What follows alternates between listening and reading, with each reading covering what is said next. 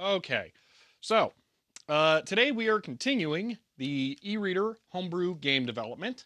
Um, yeah, not a lot to it. We're just picking up from where we left off yesterday, which we can go ahead and jump straight into and see what we have accomplished so far. I can tell you though, it looks like we're going to be redoing a little bit of what we did yesterday because Tim found some new stuff that looks really encouraging, and we'll offload some code from my side back onto the e-reader ROM, which is always a good thing. So we're going to look into that here. But yeah, so there were just a couple of hiccups there with the stream starting. I don't know why, but the SRT connection from the server or from the office to the server wasn't quite working right.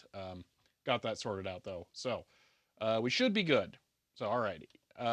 We also may have an issue with video capture of the laptop, but we'll see how that goes. Just getting a couple of things set up over there. All right, so let's go ahead and do this. Alrighty. So first off, let me go back up here. For a tune sub as tier 1 and says, end of line. Chloe, thank you for the tier 1 sub there and for 3 months. Let's see. Have an inductor kind of curious to measure. Ooh, yeah, that's... sub as tier 1 and says, Wally, end of line.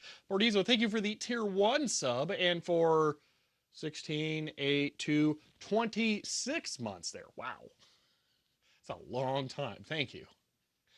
What was I doing? Oh, yeah, I was going here. Source, start. That just updates my path to include more places. It's like the VN for Python, but more bash-like. Anyway, I did do a small amount of code cleanup last night just to make things a little prettier. But in general, nothing has really changed. So I'll demonstrate where we are currently at. We are making a game. I fixed the background, so it's all blanked out to start. We're making a horizontal spaceship shooter shmup type game. Yesterday, we got the vertical offset that happens when you move up and down implemented. We got the player ship into here, and we added some rudimentary collision detection. So if I run into these dudes, boom, I disappear. So we're first off today going to replace the collision detection I made with something that seems like it's basically identical, but built into the e-reader. There's a couple of different things we can do here. So let's close that and get some dev stuff going here. So The main.c file is the code that I'm working on for the game itself. But over here, this is our API, which is doing direct hardware calls to the e-reader ROM, which is a cartridge here to just be totally clear. And we are able to execute functions from within that. All of these functions were found by Tim, who's been working on reverse engineering this stuff. And Tim found some new functions that are extremely useful for what we're going to be doing here. So let me go ahead and grab some of these to import here. So there are a bunch now. So, okay, yeah. So let's grab these firstly. So we have calculate distance between sprites. So this lets us just straight up get the distance between sprites. We already had a distance between points before, but now we can just give it sprite pointers for the handle object. So we can just straight up get the distance between sprites. So like we just eliminated one part of the code there where we have to maintain the data from the structs to figure out where the sprites are just for that kind of thing. So that's awesome. But it gets even better. But first, I also want to call out here, get angle between sprites. I'm super excited about that one. For something I wanted to do, I want for, instead of the ship to just die in the game, it should take damage.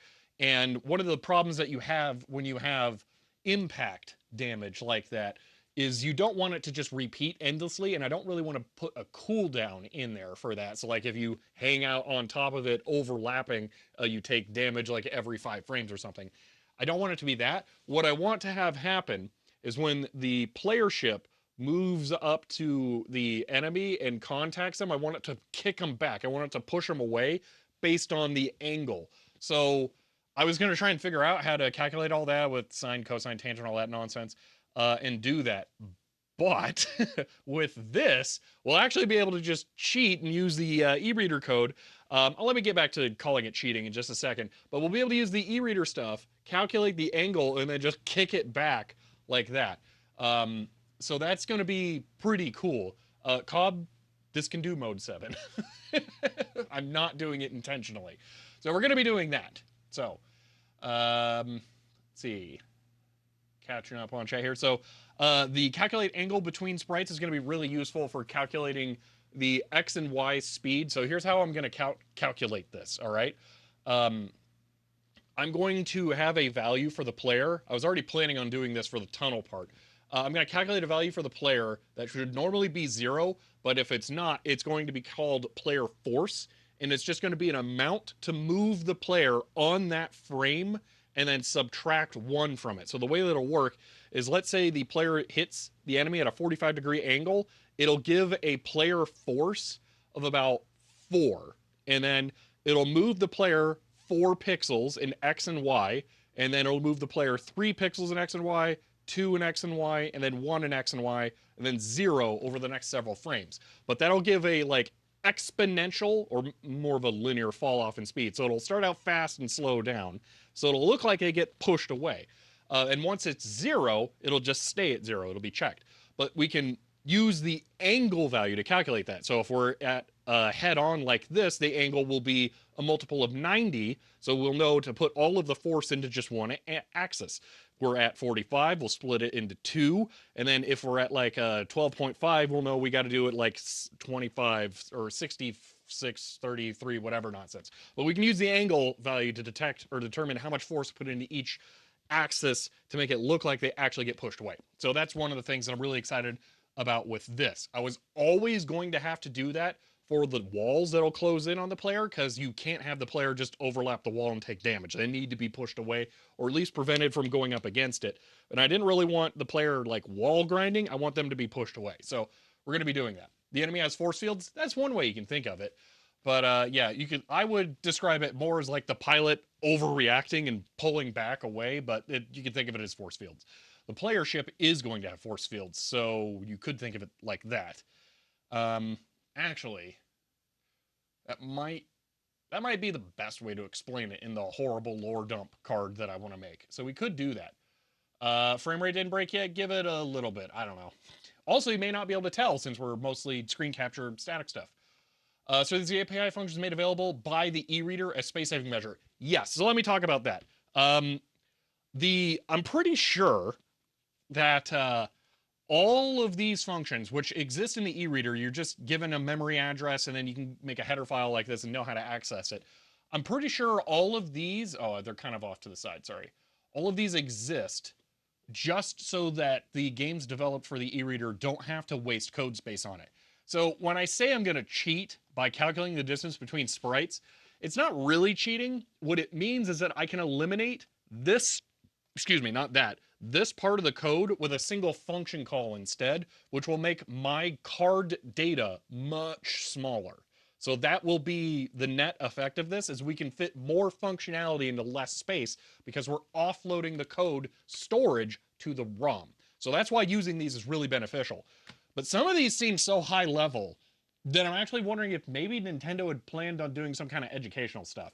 So let me grab a couple of other things here. So one thing that Tim found here was this, which is scanning additional dot code cards. We're not going to do this because that would be that's too much work for this game. I don't want this in that. It would be really cool. Would like to check it out later, but not for this one. And then we have these two. So we have set sprite position and duration, animated duration. So you can move a sprite and set the sprite handle duration, position, animated duration, fixed duration, variable speed, depends on distance. You know what? I'm not exactly sure. I'm going to guess that moves a sprite to a location over a distance. I'm not 100% sure. Set sprite position to animated speed, fixed speed, variable duration. Okay, so these are inverses of each other. Interesting. Oh, okay. I think I get that. So you could choose to move a sprite a set speed, or you can move a sprite from one location to another over a specific time frame. Interesting. Okay. See, sliding against collision boundary is very difficult, so yeah, being pushed away is easier to do. Yes. Weapons will be upgradable. Yes. By the way, do I have a PLC C32 adapter for your programmer? A serial GPIP adapter dump needs that. Maybe. I'm not sure. Let's see. Very nice. You do not provide such APIs for regular GBA programming. It's almost exclusively do it yourself. Yeah. So that's what I'm thinking, that they did a lot of hand holding for this thing. Like, it actually would be kind of really nice to create a back-end library that just re-implements all this stuff for regular GBA development, because this seems like a really good cheat code book of stuff. But here is where this is going to get real cheaty and really awesome. This is super duper cool. Okay, let's look at these three functions. Sprite type, sprite get, or set sprite type, sprite get type, and sprite find closest, or find close sprite, find closest sprite, and that is by a type. So what this will let us do is set a type of impact, let's say, to the enemies. And then if we find that the closest sprite to the player type is an impact type and the distance is less than 8, we can just instantly flag a collision. Like, we don't, this is this entire function. No, not that one. It's this entire function as a single call, basically. So we get to eliminate almost all of that. We have to do a little bit, but this is going to remove so much. It's hilarious. Yeah, re-implementing would allow you to run the games without the e-reader. Yes, I would like to do that, hence allow debugging. Yeah, we're going to be done with this game before we can even consider getting to all of that. So the debugging aspect won't matter for this, but it would be really nice to be able to do that. Yeah, so I'm really looking forward to this, because that is collision detection, basically. Done, right there. So that'll be really nice.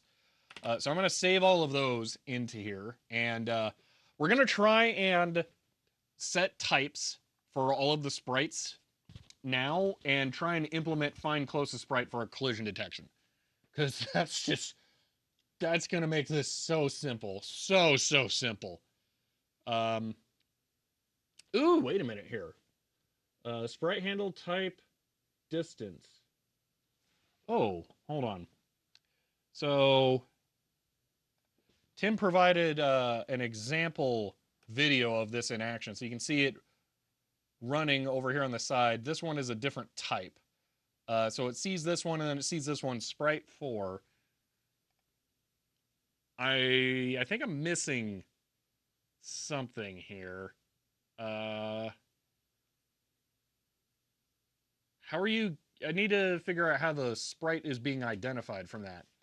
Because based off of this, return U16 sprite handle. Okay, never mind. Yeah, no, that's perfect. So it doesn't U16 pointer distance. Okay, so this is a callback.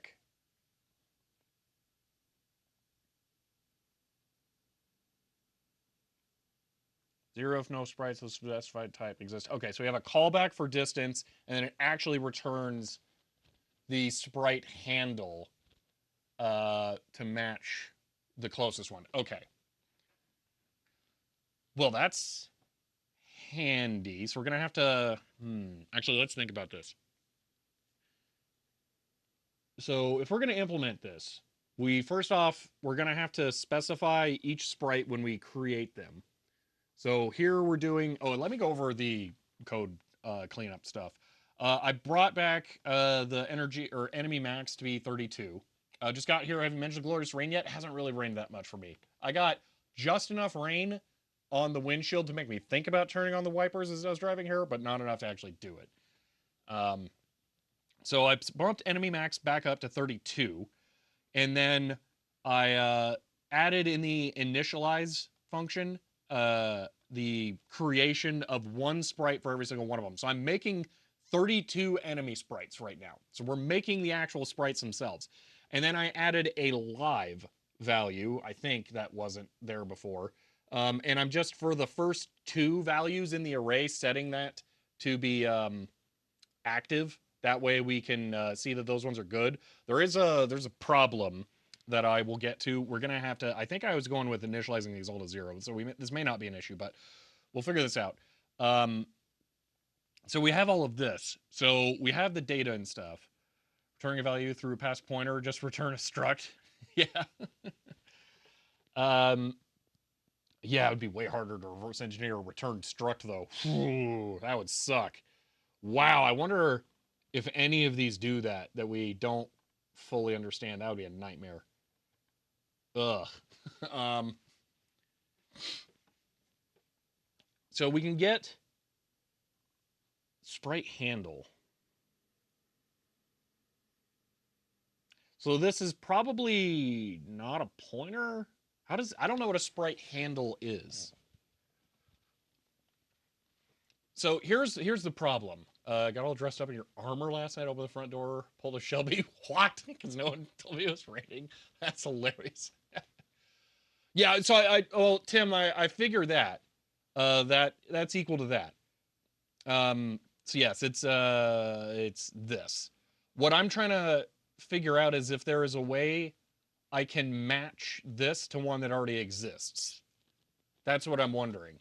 So I have an array of sprites right here, and then I have an array of structs somewhere here. And the structs contain the like health and stuff of the entities. And I'm trying to figure out, because these are indexed matched.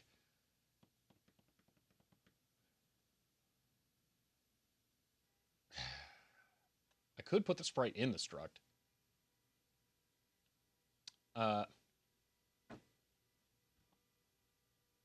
Someone out there laying on their car horn. Good job, idiots. All right.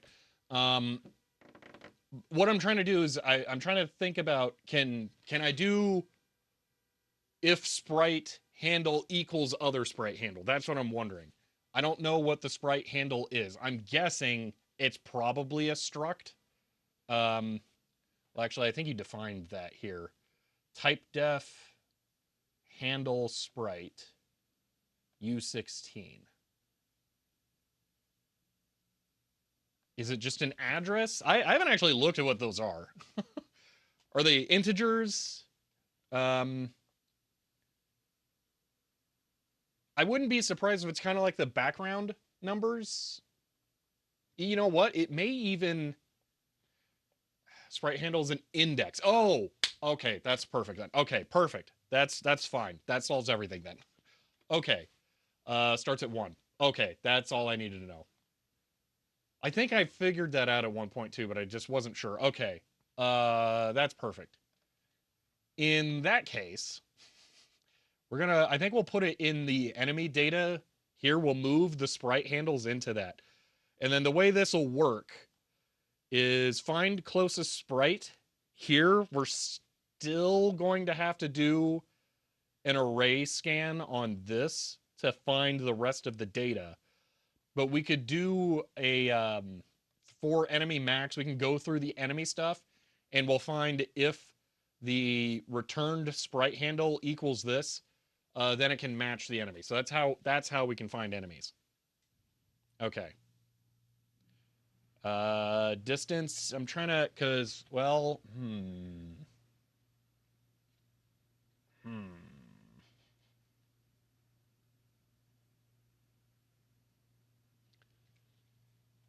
We could skip that. Here's the thing I'm thinking, okay? So I was just talking about how I wanted to do the calc angle between sprites to do the bounce back.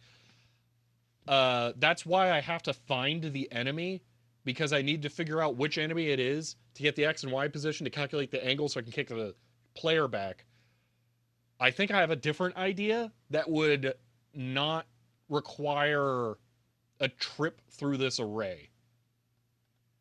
Rather than try and find the enemy, we'll just invert the last direction that the player pressed. No, that doesn't work. No, we can't do that. Okay, we have to calculate the angle. I was gonna say, the player goes and they're holding right or whatever, and then they hit the enemy, then we could just press left for them basically to kick them back. But the enemy ships will be able to move and just hit them, and the player won't be pressing any directions, and then they would just sit there and get run over. So that won't work. We have to find the enemy, get the position, calculate the angle, and kick them back. Okay, let's do that. Let's implement that. All right, we're implementing pushing because we're changing how we're calculating collisions. Also, let me generate a fake screenshot here really quick of the game, so that I can demonstrate a thing. Robo run map. Actually, let me run it really quick.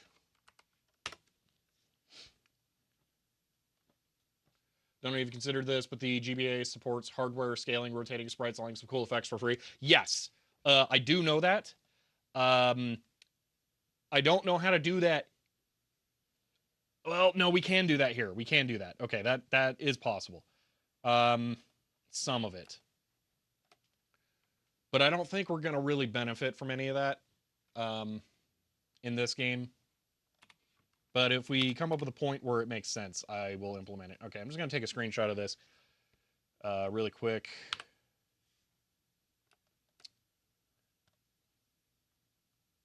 Okay.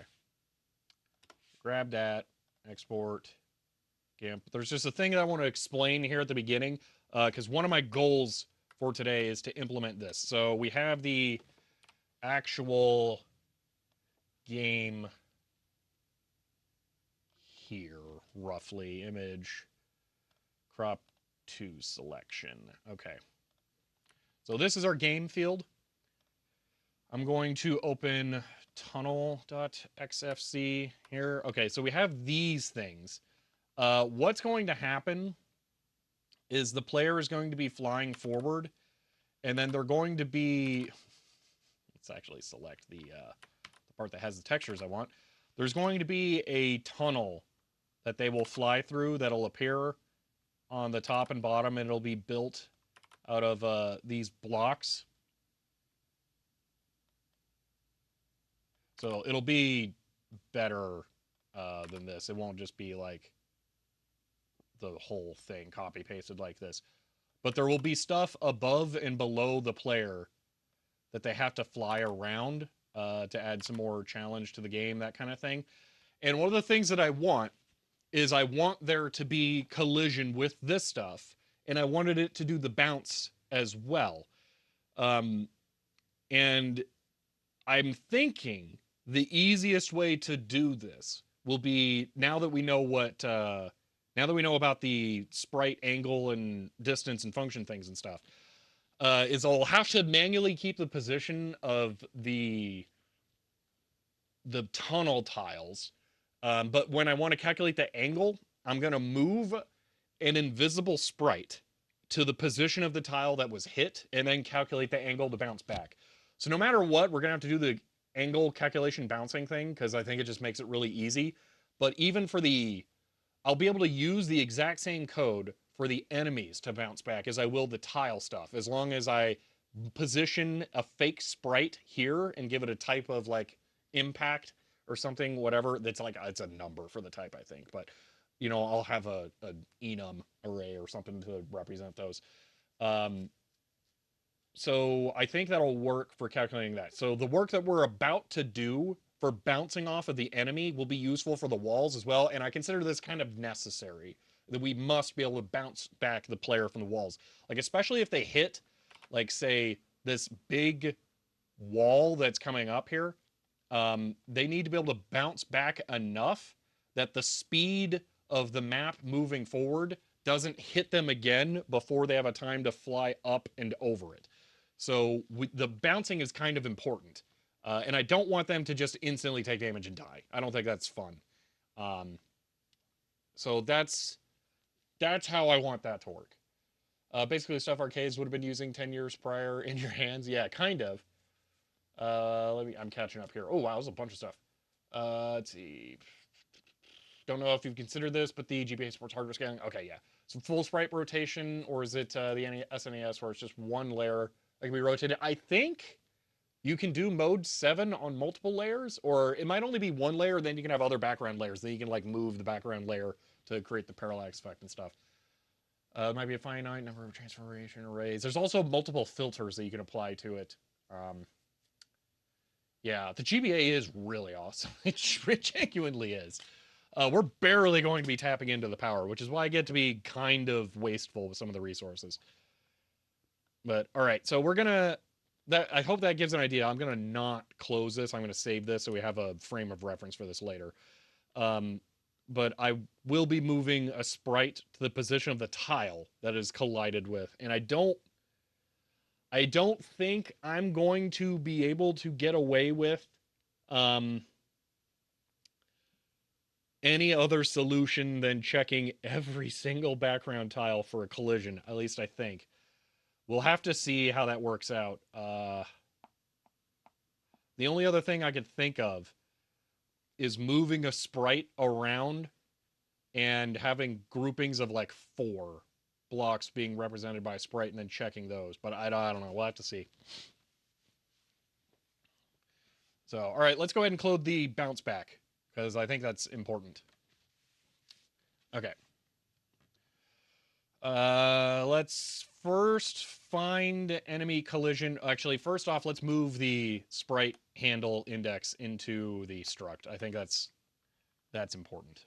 So, handle sprite. This will be handle semicolon. We'll get rid of this. Okay. And then enemy data dot handle will now be how we access these. But I need to find where these are made. This. Okay, so let me find all. Actually, you know what I could do? Everywhere it says enemy light, enemy data. Ooh, actually, no, hold on. I need this. Okay. Everywhere it's that, it is enemy data that dot handle. All right. Find all, 0 matches. Plain text, find all. Is it only searching the selected text? It is. Okay. So we have 2 there. Okay. That's probably fine. Okay, so let's go ahead and replace all. Okay. I just want to double check this doesn't show up anywhere else. Find all, 0. Perfect. Okay. So we now have the handle being stored in the... No, I messed that up. This needs to be enemy manager enemy. That's the data type. Find all, replace all. There we go. Okay. Are you intending the tunnel walls to be solid, or might there be gaps the player could fly into? Because if you always have single top edge and bottom edge for any given horizontal position, you don't need to scan the whole lot for collisions. Yeah, but finding the interior ones is difficult. What I could do is I could start in the middle here. Thanks for making that white, not transparent. I could do this, go across the middle, and then scan directly up and directly down to find the top one for each one. So here it would end here, and then it would end here to try and find them. Then I don't need to check against these. I don't know if that would be more efficient. It might be. We could try going for that first and then only checking against the top edges. And just see how that works out. Figure you update a ring buffer with the edges as you add new tiles to the right.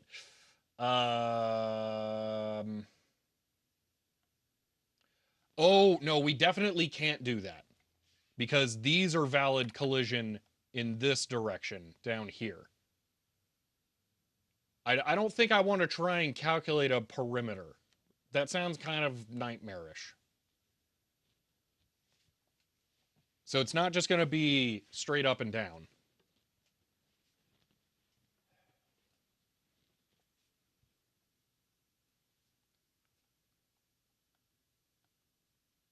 Yeah, I don't think I want to try and calculate edges. I'm not doing... This won't be done as a...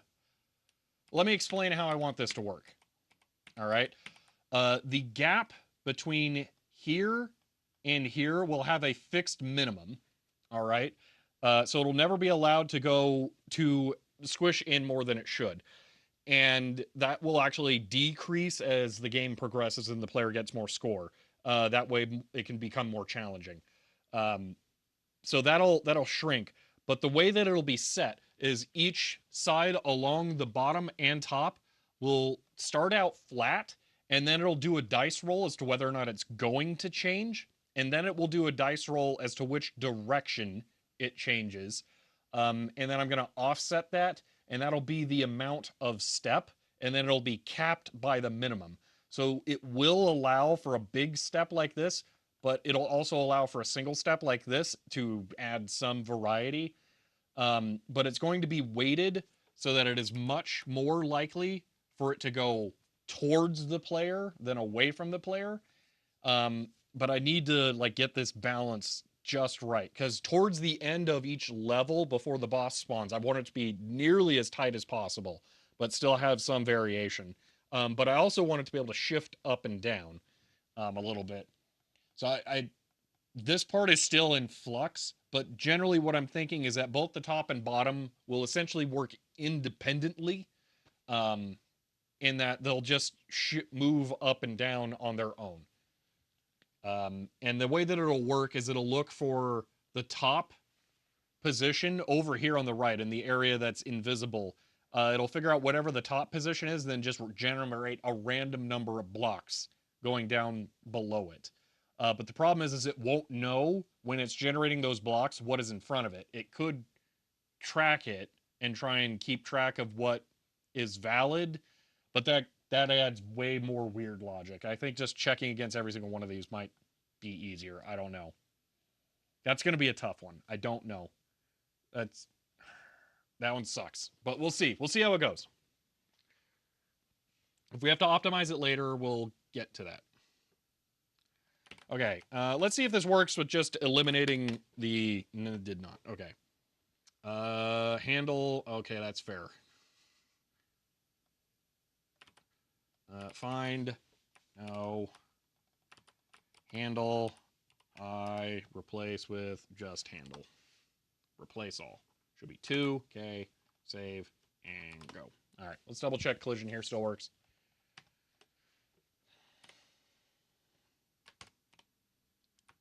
And boom. Okay, perfect. Okay, so we moved it there. So let's give each sprite a type now. So let's set a, what's the type? I assume it's an index or an int. So type set 8. Okay. So U8 type. Okay. Let me just really quick see enum. I just don't remember the syntax for enum. Okay. Boom. Okay.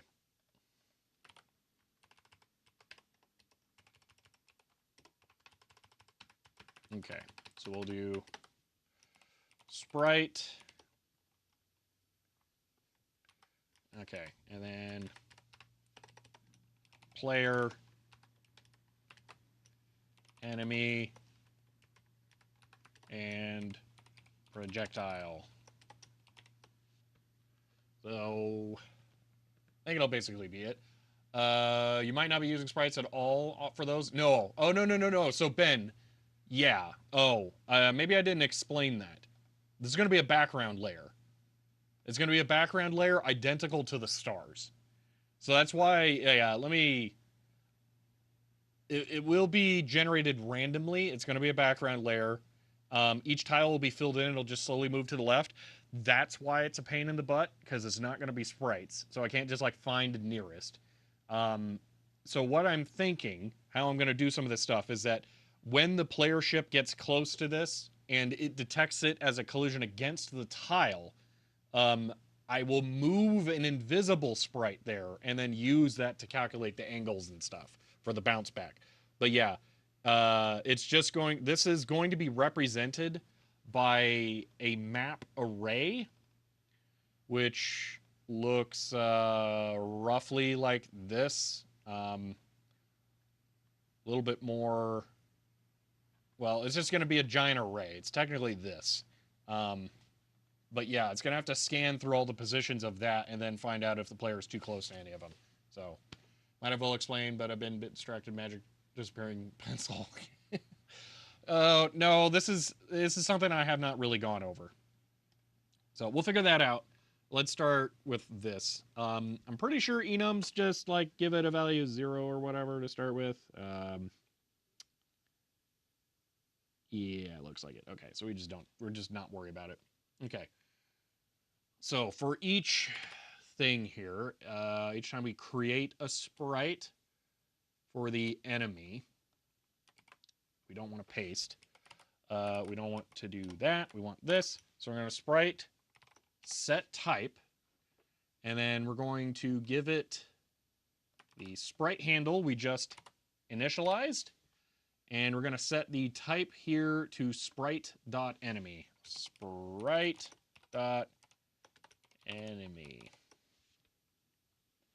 Pretty sure that's how that works, right?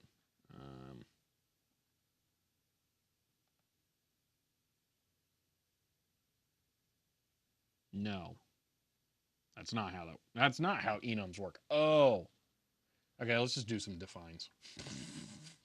That's not it. Nope. Uh, define sprite player.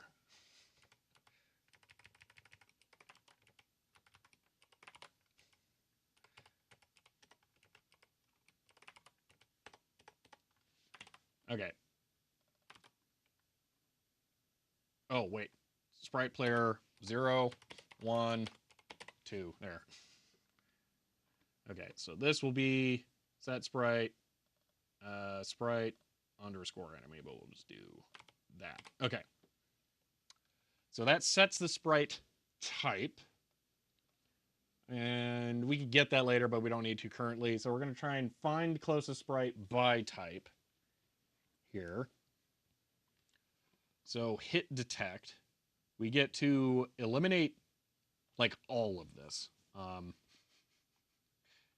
So we will do U16 dist equals 0.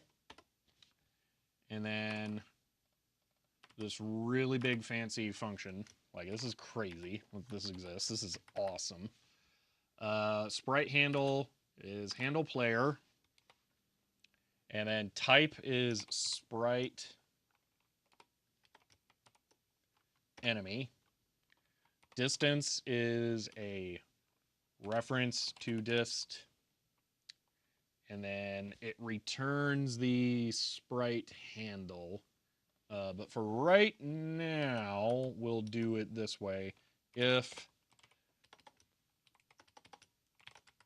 dist less than 8, hide the player. So that's our super cheap collision detection.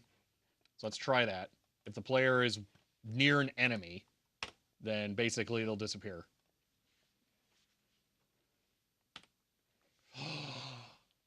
Oh, wait a minute here. This lets us cheat. We don't have to worry about the world positioning. Yeah, cause boom, perfect. We'll hit the other one. That just worked, by the way. That's awesome. We're checking. Yeah, my weird vertical offset thing is not a problem with this. Oh, that was the wrong one. Sprite, load temporary game. Here, okay. Hello, Yin. Let's see.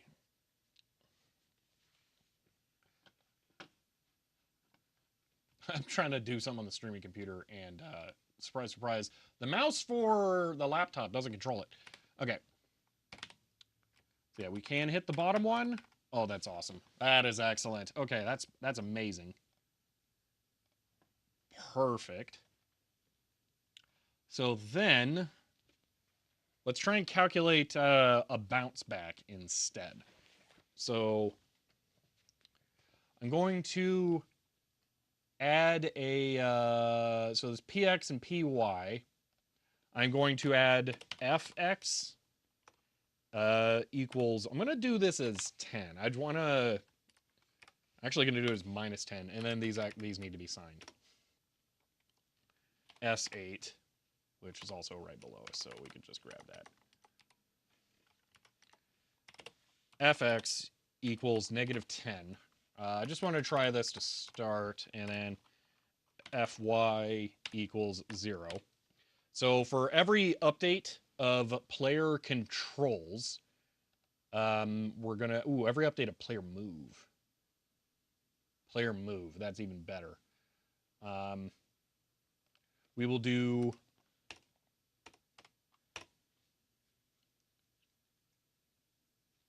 px plus equals fx.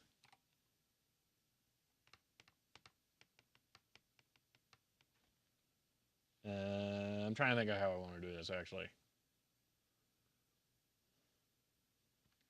And we'll do... this kind of sucks, actually. A544J8 sub as tier 1 and says, end of line. A544JH, thank you for the tier 1 sub and for 20 months there. I really appreciate that. Let's see. I want to make fun of your mouse for one computer, not controlling the other, but something about glass houses and throwing stones. Yeah. Yeah. We're going to do fx, and px of fx is less than 0 plus plus fx, and fx is greater than 0 minus minus fx. Okay, so this should kick the player back when we first start the game. I didn't really want it full screen. Video frame size 3x. Okay, I'm just curious how this works. That was perfect. Ooh, that was nice. Okay, so that was a lot of force. We don't want it to be that much. But what we can do now is, just for giggles, we could set, instead of hide sprite, fx equals 3, let's say. Rerun this. This should kick the player back every time they contact the enemy. It full screened again. Okay. I know how to fix this, but I'll do that in a minute. Okay, so we start out, we get kickback, and then, oh, it added 3. Okay, that doesn't work. Okay, hold on. -3 equals -3. According to the eReader API code, it looks like you can create up to 60 system custom sprites, and then it will crash. Interesting. Okay.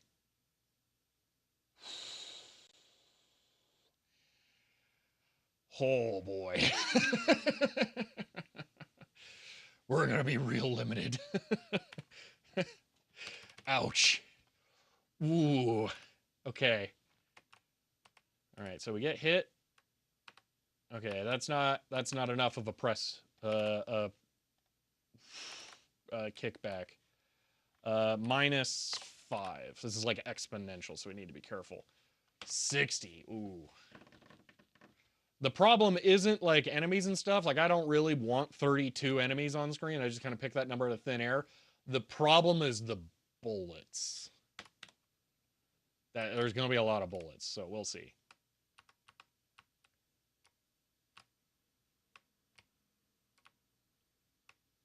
Okay, I think we need to be able to go farther back than that.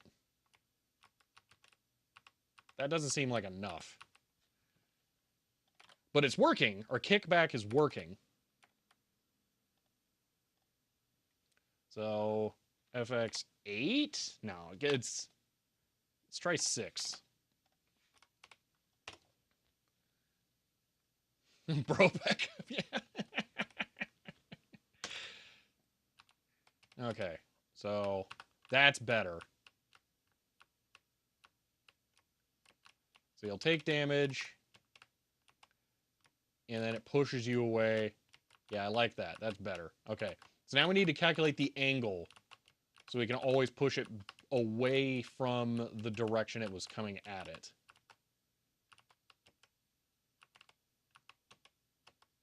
Yeah, okay.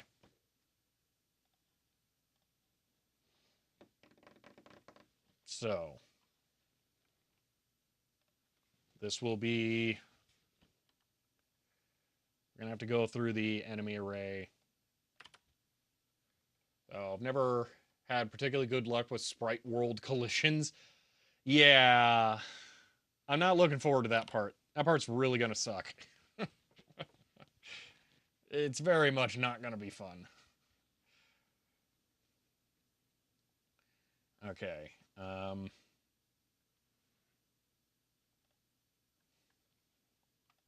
Get sprite handle. Hit sprite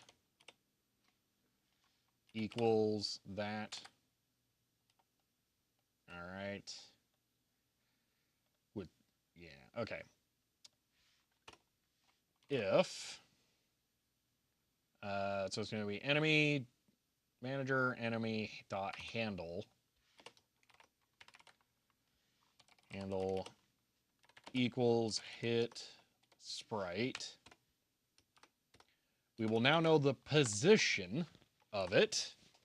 So, trying to think how I did background collisions now. Might take a look at your old code. I'd be curious about a hint. But I think background collisions are going to suck.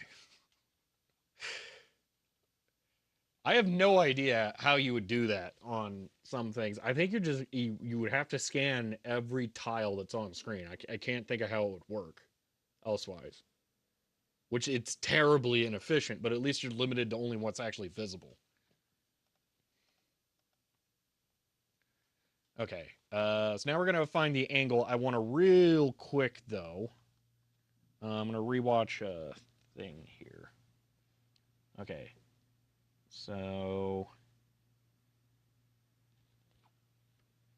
All right, it's proper math, but it's counterclockwise, I think. Yeah. Oh, that's weird. Okay, I see you're already doing the math to fix it there. Yeah. Gross. I didn't catch that the first time. Okay. Sprite calculate angle returns 0 to 255 and not 0 to 360. Ugh. Gross. Okay. Fun. It doesn't actually matter for what I want to do, but so implemented for MK90 game, they didn't work well. They were dependent on the player never having a speed faster than 1 tile per length. I mean, yeah, that's how this would work too. That's generally how video games usually take that shortcut. Like Factorio, for example, if you have enough of the exosuit legs, you can walk through walls if your collision would put you on the other side of it. So, all right. So, calc angle between sprites. Okay. Can't believe you're working on the e-reader. It's really cool, isn't it? All right, so we're gonna get angle of I guess player to the other one. Here to hit sprite, I suppose. So, and then that should just return an angle, I think. That's all the data. Yeah. So returns an angle of 0 to 255. Okay, so this is going to be 255 mapped into Gamer Sam. That's what I'm planning on doing. Although less bootleg, because bootleg means you're reproing something else. We're not going to make a bootleg one. We're making homebrew or third party. We need to divide this into quarters. So 255 divided by 4 doesn't divide super cleanly. It's roughly like 62.5-ish. Maybe 63. Hellencroft did ban Python, so I can't math that up.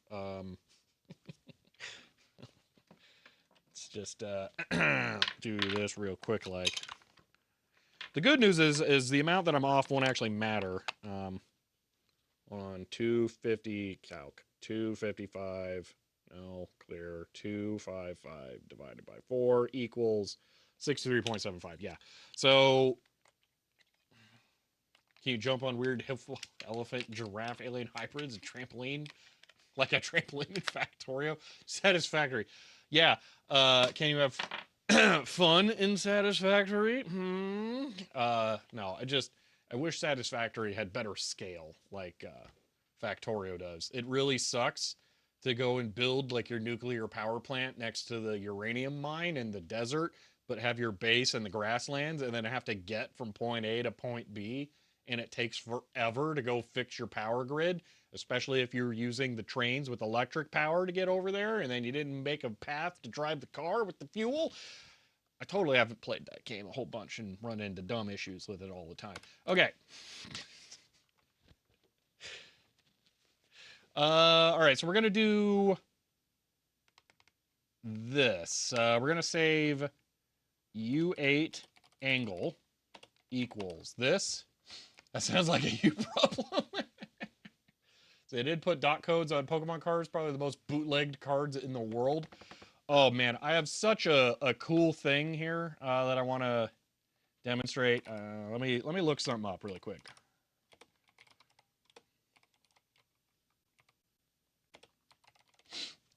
Let me see if I can find a good example I can get like quickly. Come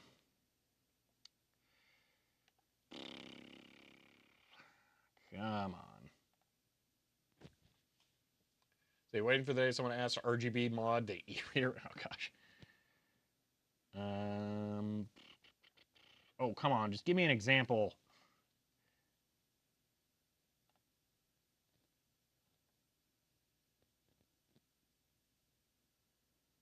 Drat. I know it exists, but can't find an example.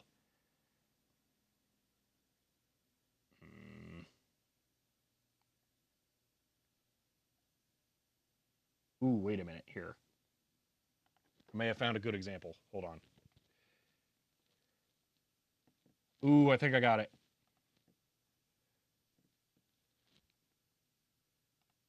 Okay.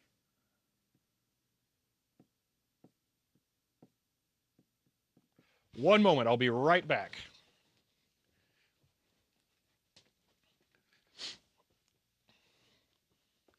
I don't remember how I got onto this, but oh well. We're onto it now. I kind of needed to find this anyway for the video.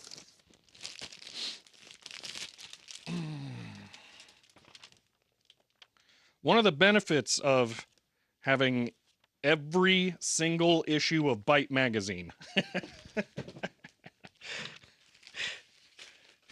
Let me turn on a camera.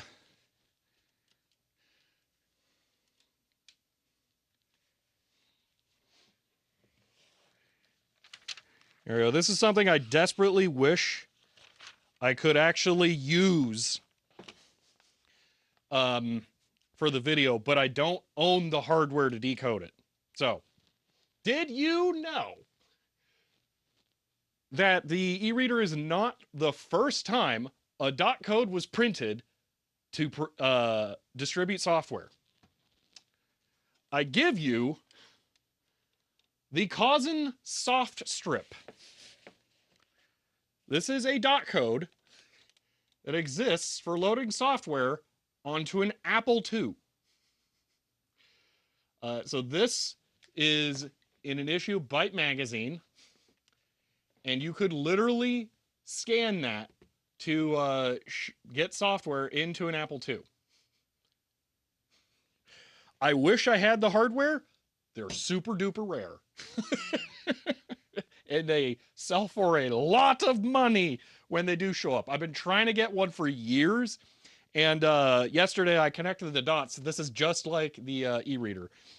So when I make the video about this, I'm going to be like, hey, look, vintage computer stuff. Okay, now on to video games. But yeah, I really want to get a Cousin soft strip at some point. Mod a QCat, yeah. But it's basically the exact same premise, which is hilarious.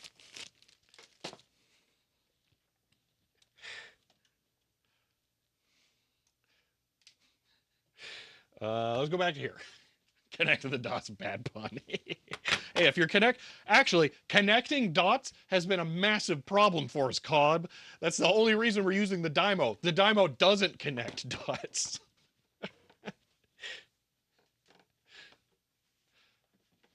Probably as dense as a magnetic strip. Oh, well, maybe. Yeah, because the e-reader codes blow it out of the water for density. But yeah, I would love to get a Cousin soft strip. There's not even one on eBay that I could spend too much money on at the moment. So they're just hard to find.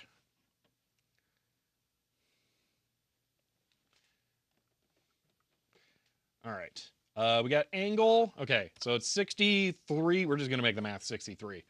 Let's say U8. Oh, we can switch on this. Switch. Angle divided by 63. So it's 0 to 63 to 127 to to math to 255. So case, oh wait, this is only for straight up equals. Never mind, we can't do this. Never mind. If angle 63 divided by 63 is greater than, oh wait, we don't, no, hold on. We can switch, never mind. Because we have 3, all right? Because this is gonna round. So if it's 3, then we're in the bottom right quarter, all right? So this would be plus and plus. So we'll do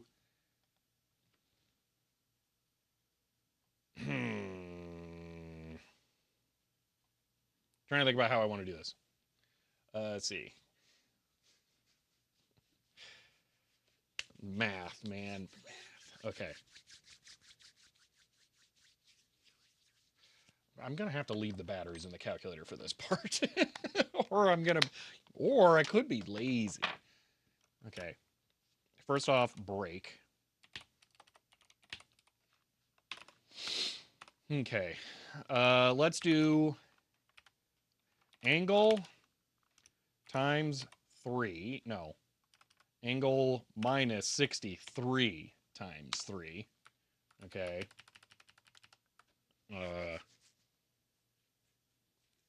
And then let's go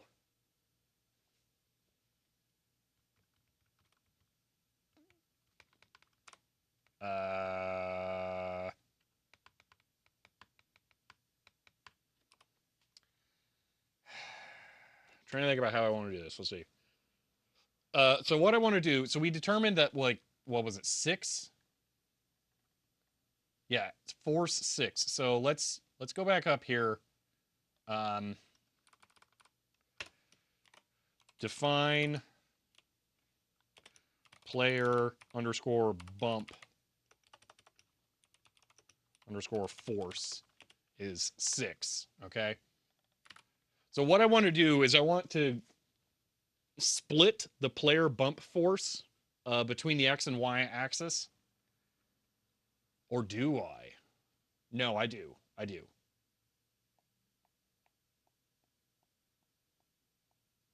I'm just trying to think about how I want to proportion this because I want it to be the same distance, but I think I want to be lazy.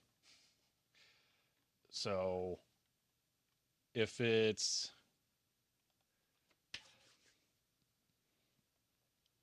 I'm trying to calculate the percentage of the angle on the x-axis, and then I can minus the percentage value applied to this to get the other axis. So let's say the angle here, 270, would be 255. So it'd be, this is the difference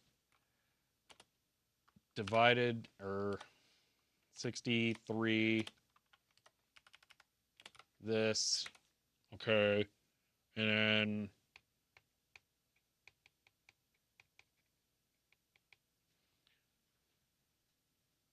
so this would give me the percentage as a float of that, but that's not useful. We have to bump, no. We multiply this by 10. Can I do that? Angle minus, yeah, times 10. Because I don't want to do floats. Okay, so this gives us our percentage as a value of 1. So we have the leading value of the percentage.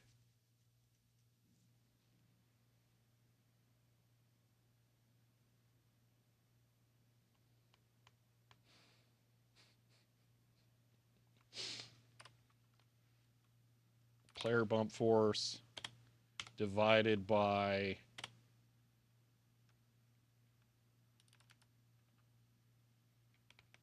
I am working on a game that runs on the Nintendo e-reader that I am making. So it's not this, but it is this. And I'm trying to make a spaceship shooter that I'll be able to print onto real cards that I can run on actual hardware, because this uses an accessory that reads games off of cards. I am currently trying to figure out the math of how I want the player to bounce back at an angle when they hit an enemy. And it's a little wonky because I can't do floating point. Let me think about this. This would be, if I did player force times 10.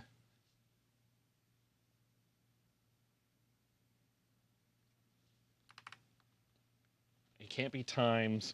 Oh my gosh. My brain is completely failing me here. Okay, let me think about this.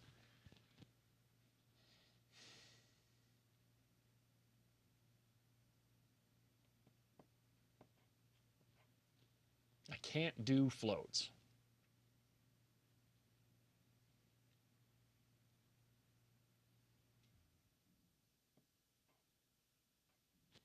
There's a way of simplifying this expression to where I get an integer as the output without doing too many steps. Without fixed point? Yeah, the thing is I don't know how to do... When I say floats, I mean any decimal values, and not as in base 10. I don't know if I can do any of that. I imagine I can, but I haven't tried. And I would like to avoid it if I can. There is a way of doing this without using floats, or fixed value, whatever.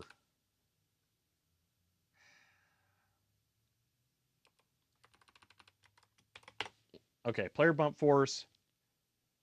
It would be...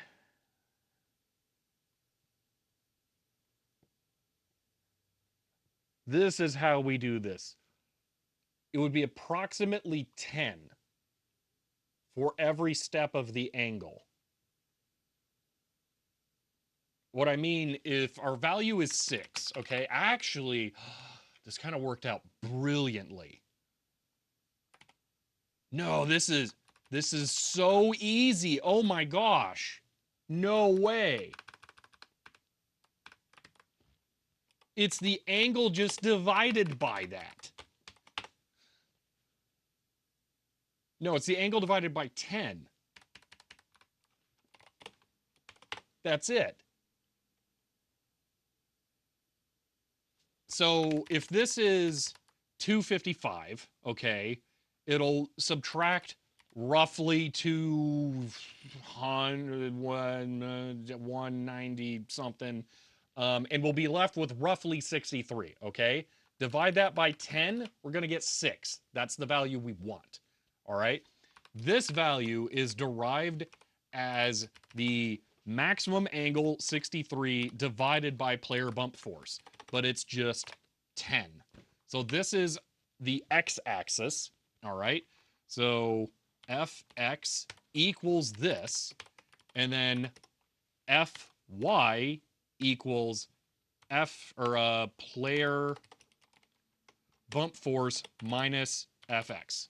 That's it, because these are both positive. Okay.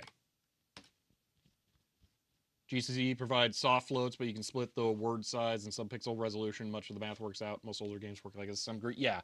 Well, additionally, soft float. Oh boy, that sounds like I want to take like a whole card to do. So I don't want to do that. Okay, so there we go. That's our cheap math for the angle. Okay, completely random question, but what's the proper term for a PC case that sits horizontally? Desktop. So side panel is actually top panel, like an old desktop. It's desktop, yes. Trying to see if I can get something sort of cheap for your... if you want new, you have one option. It's the Silverstone Theater PC case. That's it. There are no other ones that I'm aware of. I don't even know if they still make that. But yes, the correct term is desktop, so you're kind of hosed. Because everyone just calls tower cases desktops.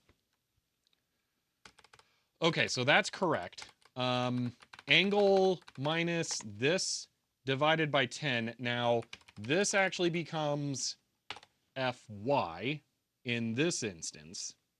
And then x needs to be a negative over here. So if we do bump force minus fy, we have to do this times -1. Or, yeah, -1 times that.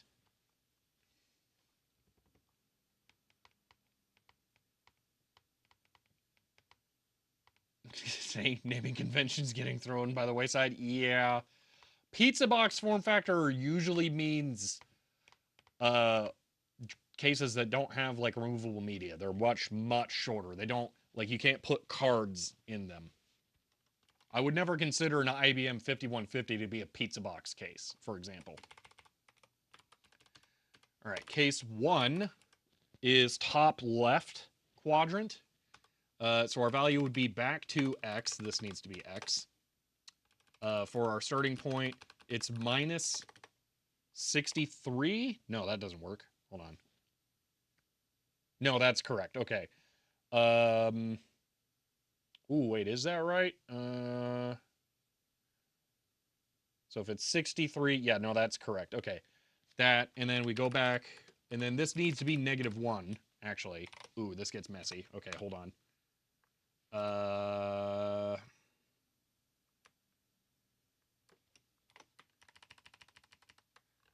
-1 times this. Then we can do player bump force. Hold on. So y also is negative in this axis. So we would do player bump force plus fx and then -1. It's probably a smarter way than times -1, but I'm just doing this. Let's see, 5150's pizza box E format. Yeah. Chicago style pizza box. Ooh, I kind of like that. Use a lot of fixed point numbers. Essentially, you shift your numbers up, then have the extra bits you shifted up represent the fractional part. Yeah, see, that's what I was doing. You thought like I was thinking there. Instead, I'm cheating by doing lame math because my numbers worked out really easy. Lenovo still makes desktop cases.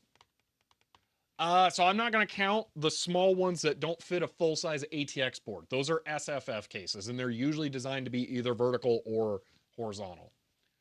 I have an InWin case right here that's just like that. They're not really designed to have a monitor put on top of them. Unless they do make a full-size one. I'm not aware that they do. But yeah, if it's not full-size ATX, I wouldn't really count it.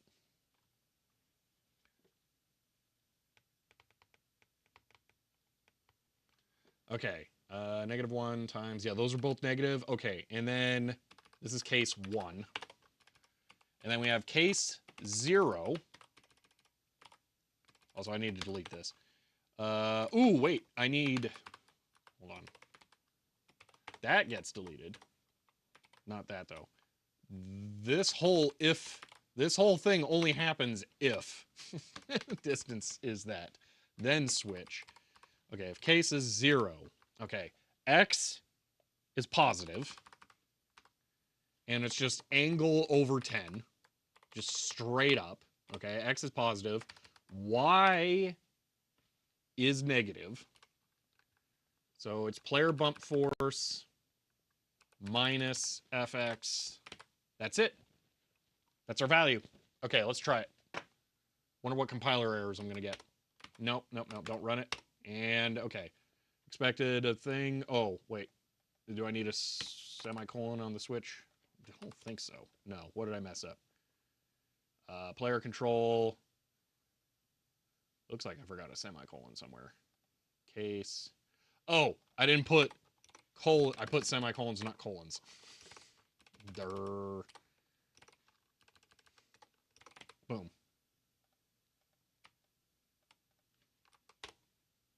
Okay, I still messed something up. Let's see. With a little bit of massaging paint, angle grinder, have an EATX case. Shop desktop. Oh gosh. Default case. Default.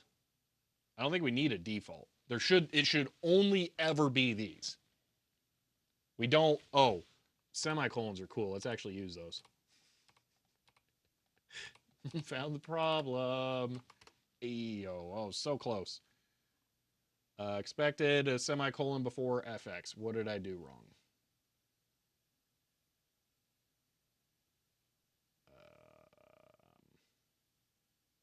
Did I forget one? Missed one. Oh, yep, there it is. Boom. Okay. Invalid storage class. What?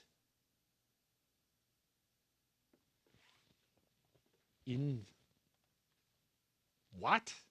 COLABUECHSE 90S of as prime and says 3 months 105. so young kappa. End of line. Yeah, got that. Cola Blue Cheese, thank you for the Prime sub and for 3 months there. Invalid storage class.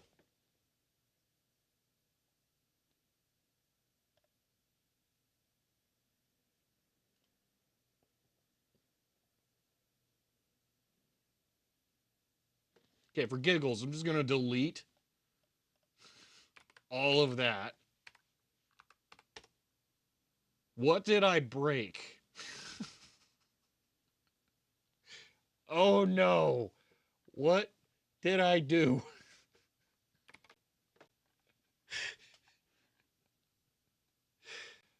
Uh, uh,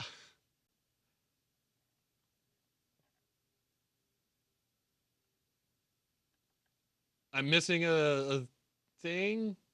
Let's hope. Um, oh, I am totally. It's right there. Oh my gosh. Thank you, Tim. Oh my gosh. Hey, almost. Okay, now we got a weird error. These ones always trip me up. Undivided length. Oh, we have to use. Yeah, sometimes it'll just divide. Other times it won't. I don't know why. There's like some kind of magic divide call that like you have to use the built-in function for it. I'm trying to find an example. Sometimes it'll let you divide, sometimes it won't. I don't know why. But here we're seeing idiv, uidiv, like these, so it's not letting me divide. It's a power of 2, it can turn it into a shift.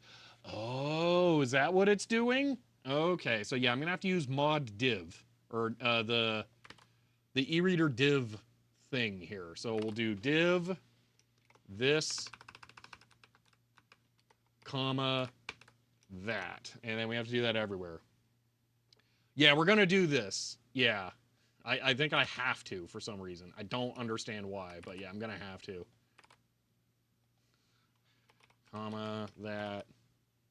Division by 10 is something computers are famously good at. Yeah. Well, I mean, it was doing division by 10. But yeah, thank you, Tim, for the reminder on that as well. The mod function I really like, but it's just because modulus isn't there for some reason. No, not that one. Here. Actually, this one, I don't even need the that. Just do this. Okay. Try that. Okay. What do you mean it's undeclared? Is it because it's not... What? Oh, no! We can just multiply it by -1 after. I don't think it wants an unsigned value. How is there only one that's negative? That doesn't make sense. Wait a minute. Negative x. That's... Hold on. Not that one.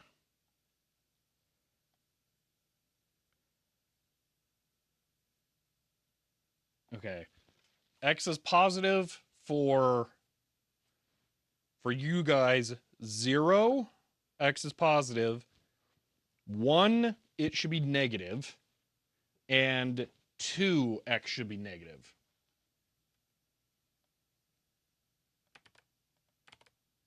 So hold on, it should be plus that 2. Got a comma in line 110. Good catch. Thank you. That's not what... Oh, maybe that's what happened. We'll just compile that and see what happens, just for giggles. No. Undeclared, first use. Yeah, so I think it's because it's not... It's getting a value type that it doesn't like. Requires 2 arguments. Okay, I messed something up.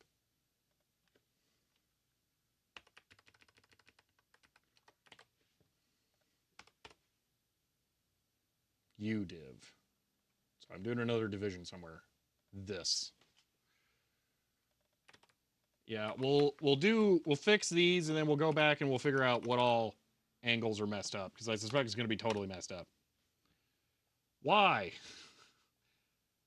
Undeclared, fine. I'll replace it with a comma. Hey, I compiled. Yay. All right, let's see if any of this works.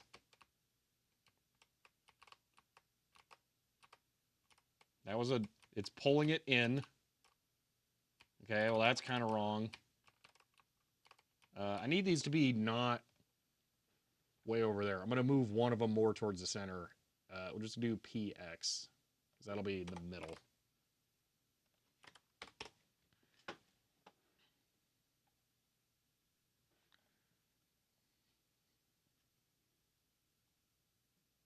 Oh, God. Okay.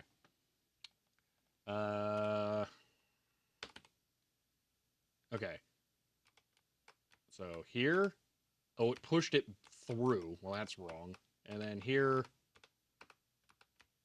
it's not quite working right. It's trying to push it back, but it's not enough. Something funky is going on. Is case 2 all right with FX and FY swapped? It's probably not. We'll look at that in a moment. Why is that just like going straight through? I think it's not applying enough force. When it's like, that should not be possible.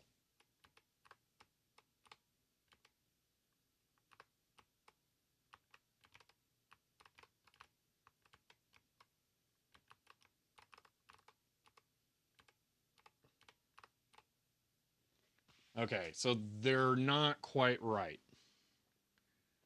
Let's look at this one more time. I'm gonna play the video one more time here. So the angle is 0 right here, and then 255 right here. So it's 0 to 63, 0 to 126, 0 to 189, and then 255. So 0 to 63 should be positive x and negative y.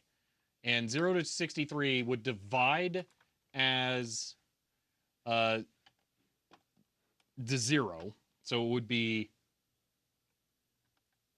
this case. So it should be positive x, okay, divide, and negative y. Okay, that looks correct, but I don't think it behaved correctly. So when I am in this quadrant and I get close, it's like it's not even colliding, which doesn't make sense. Or it pushed me to the left. Calculation background tiles. I figure out which tile I'm overlapping, then check for the tile type of the location. Just simple maths. Nothing surprising. Okay, so you probably... That makes way too much sense. Duh. You divide your location by 8 and figure out which tile map is at that index, don't you? Yep. Yeah, any scrolling offset. Yep. So I'll apply the vertical offset to the player. Just figure out the index for the 2D map. Yep. That makes perfect sense. We'll see if I can actually remember that when we get to it. First, we got to figure this out.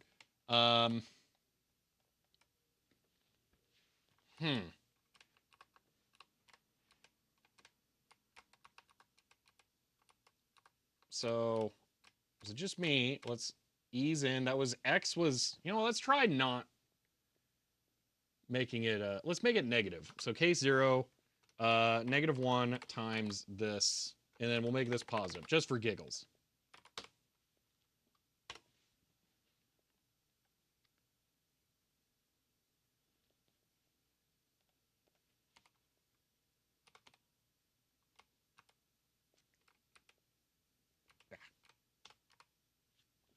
No, it still pushed it back. Great. All right, debug. Okay, we're gonna add a number printout to this finally. So, system resources, we're gonna steal my code for this. All right, region.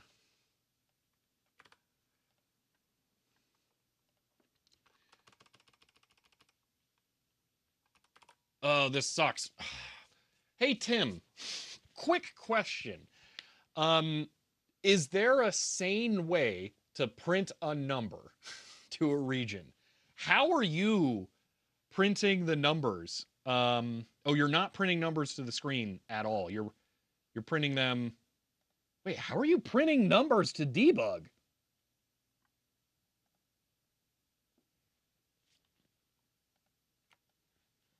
How are you doing this? That didn't even hit me until just now. MGBA supports AGB print for printing strings to console.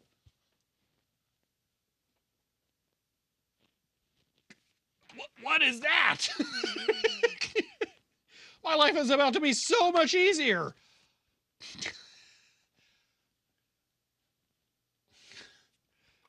MGBA,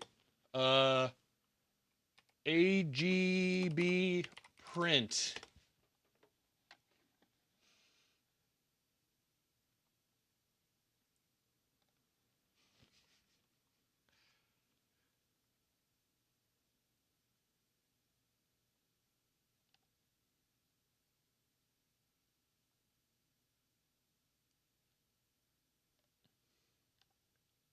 How is there a documentation? You're not using AGB print though. It did not work very well. Okay.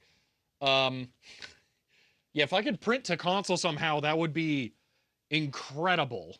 Make my life so much easier. I was about to just debug by printing numbers using a knockoff version of C, the CI integer printing thing to put it in a region thing. Maybe I have more luck with it. Yeah, we can try it. I'm trying to find documentation for it. Um,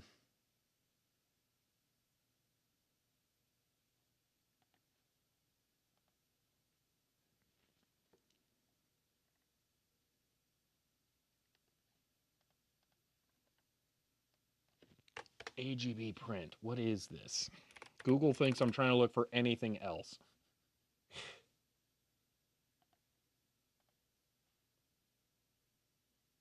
Okay, AGB print buffer. Working AGB basically boils down to the following. Okay, whoa, that's complicated. It looks like it will need the CINT stuff, conversion numbers. Okay, check Discord. All right.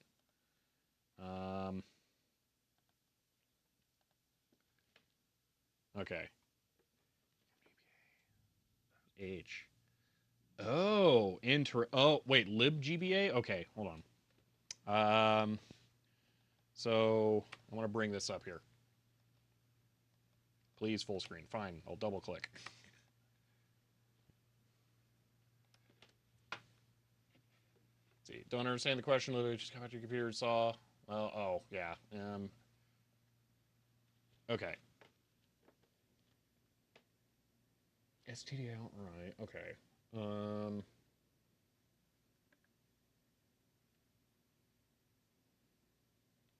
Wow, it imports a ton of stuff.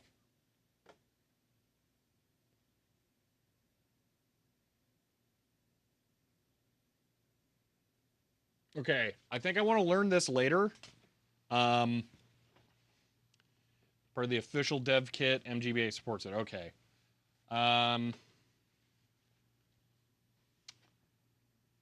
I definitely want to put some time into this. I don't know that I want to try and figure this out right now because it looks like I might have to include some other library stuff, and I'm not ready to do that right now. And when I do that, I would like to integrate it into my actual repo to make this easier, and then I'll document it a little better for myself.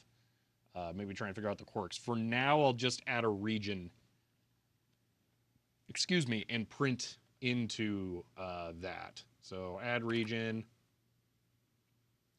We're going to call this num, or we'll call it score print because we're going to have to print the score at some point anyway, and we're going to need all this code. So we might as well add this now. Score print. So we're going to be forced to do this one way or another. But I would definitely like to know how to print text to the console. That would be really nice. I was contemplating looking up how to write data to the link cable port and then read that for something. So this just makes more sense. All right, where's init? Okay, we're gonna create a region. Yeah, create region and set text color.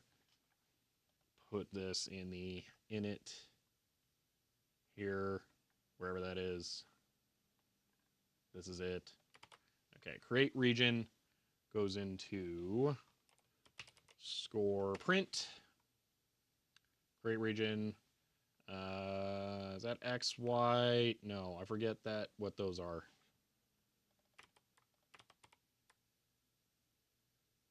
Oh, that's right. I have no idea what those first two values are. They are super weird. We'll just ignore them. Okay, this is XY. So 0, 0 is where I want it to be. I'm going to make it, sure, 16 tiles long, 1 tile tall. Okay. So score print, text color of score print is going to be white on transparent. Okay. Now I'm going to copy in some code that is a knockoff of CITOA.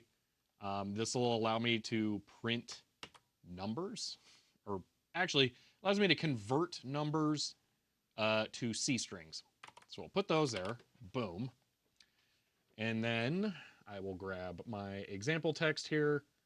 Carnum. We're going to print in this.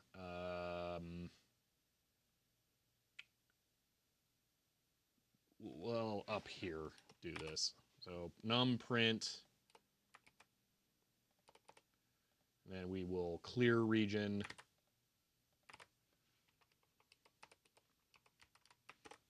Score print. Do this. Space 10. I'll just save this though. U8 quad equals. And then we will print quad and then actually write it to the thing.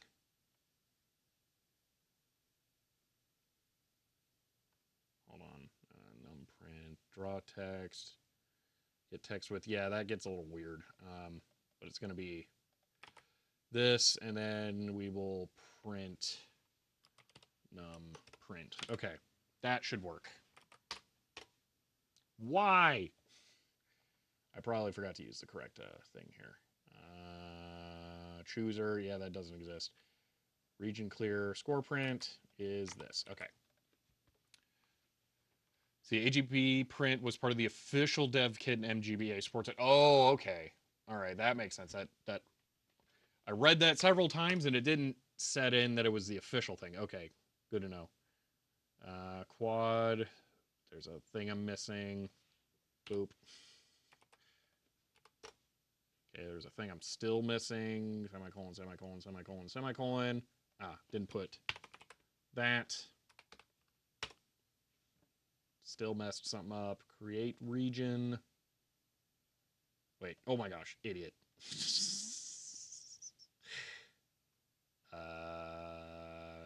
Region. Score print. That goes there. Okay. Dude. Switch. Oh, fair enough. Quad should go in there. Quad. Okay. I think I misspelled it. And programming. Okay. We should now get the quadrant printed in the upper left. 0, 3, 2, 1, 3. This is not what I was thinking at all. So that's 2, that's 3, that's 0. Wow, okay. So if that's 0, then x needs to be negative and y needs to be positive. Okay, so 0, x negative, y positive. Wait, what would this do?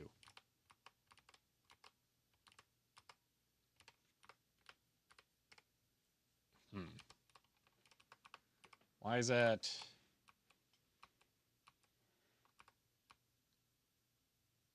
Huh.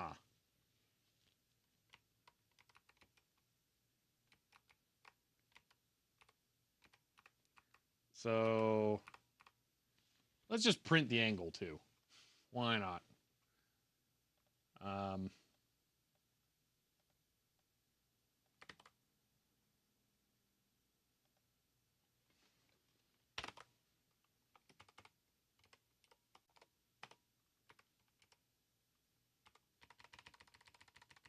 This is x, y. do this as 10. And numprint is going to be this value.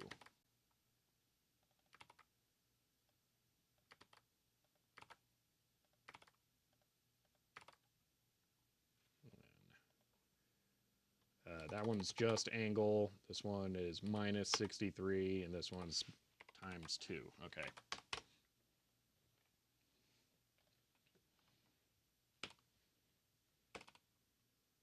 Why did that not work? Okay. Angle is 3. 57. Hold on. That's not working because the distance is less than 8.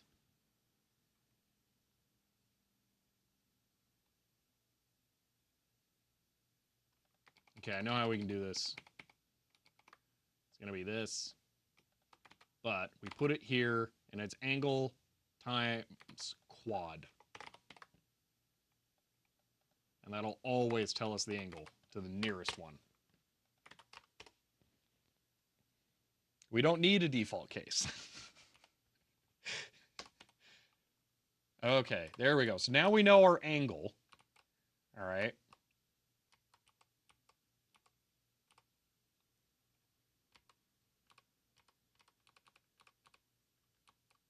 Why did that go to...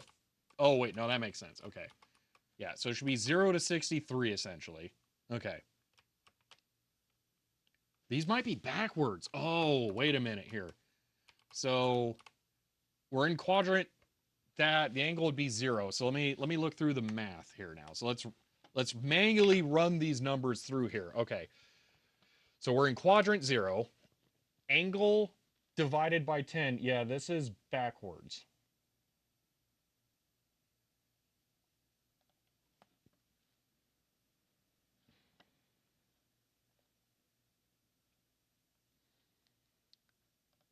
So we need to calculate Fy here. Okay, that's going to be a positive number.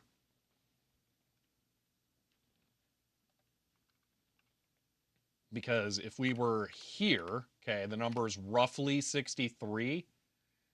Divided by 10, okay, it would be the 6 that we want. And then the number for going the x direction should be 0. So we'll do this, and then x does need to be negative, but we can do player force minus 63 negative 1 times. Okay. We've got what's going on now. Okay, so quadrant 3 would be negative 1 again. So let's do this. Be negative 1, or negative x, I mean, minus 1 times this. It would be 63 times quad. We're just going to go ahead and standardize to angle times quad here, I think. Actually, why don't we just...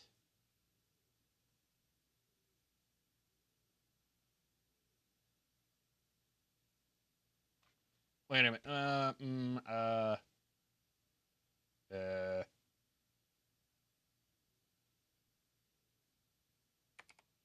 No, we'll leave that as 3 for right now. We can do that later, but for the moment, just not worry about it. Okay. So it'd be negative x. X is the one that has all of the angle value. So y is negative as well. So player, but ooh, y is negative. Yeah, because you'd go up. That's minus. So this should be player bump force, because it's negative value, plus x, and then multiply that by negative 1. Negative 1 times, okay. Go to over here. So y gets the value for case 2. So Fy, okay, it is negative. So that's good. X should be positive. So I don't know why I have negative 1 here. Okay. My programming Half-Life 3, sure. Because Gordon Freeman says, you know what? Y'all can just deal with them. I'm out of here. And then, what is it? The Combine said, nah, and then they're chasing him with planes or whatever. I mean, spaceships. Okay. Two. Okay, so if I'm very far over, Y won't be very big. And then bump force will not lose a lot of negative value. Okay. Here we go. 1. X would be positive. Okay. Y would be positive as well. Yeah. How did I mess this up so bad? Okay, so minus that. Okay, let's try this.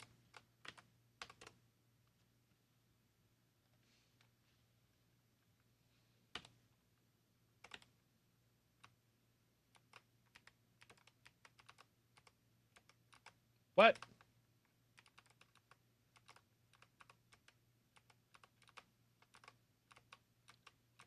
Oh, I swear that worked, but then it, like, didn't.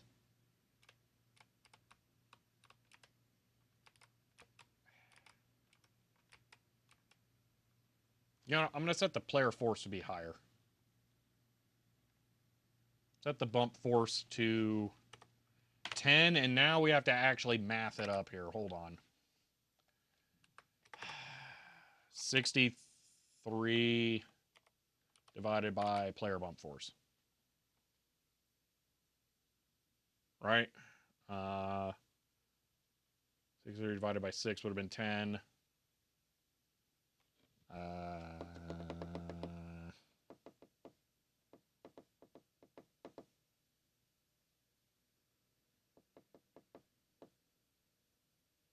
You know, let's just pretend that's good for now. This division will work because the compiler should optimize it away.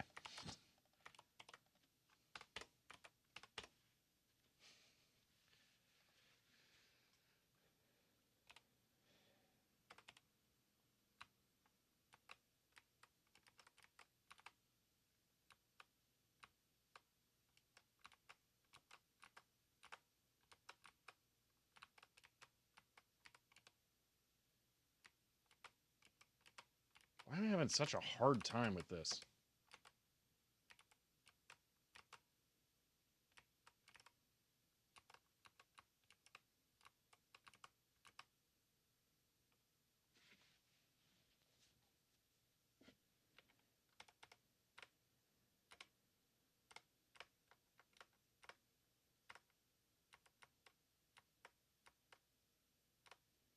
So I'm hitting my angles like 30 something, and it's only applying force to the x-axis. So quadrant 3, let's look at this. We're in quadrant 3. Our angle when we hit is roughly half. 35, yeah.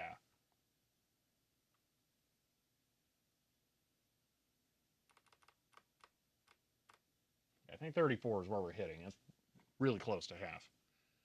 So let's just ignore the bump force for right now. Let's pretend that's 10 divided by, that's 6. So this would be 34 divided by 6. So that would be like 5. All right. Times -1, we get -5.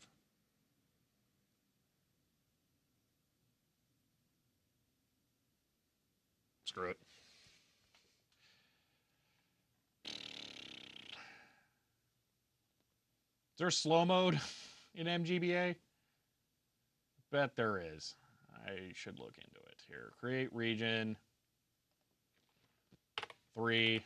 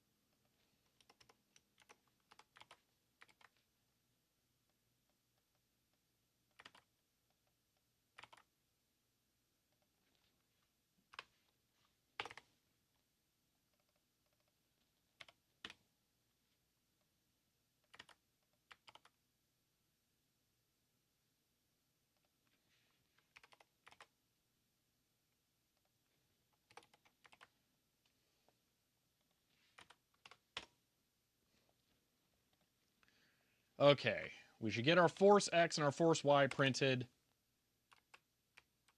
on the second line when we collide. Why did it get cleared? Oh, because it's, yeah, that makes sense. Wait, why are they such gigantic numbers? 650.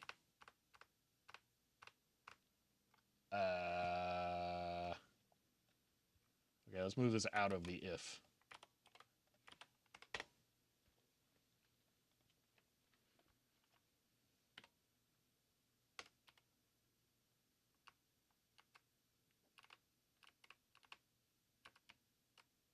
How do I have any force left? What?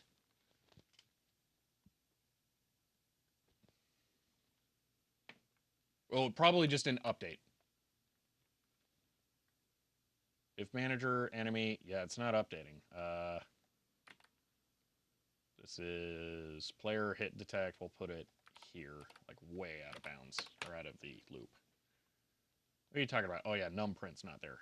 Num print goes here. This is getting real messy.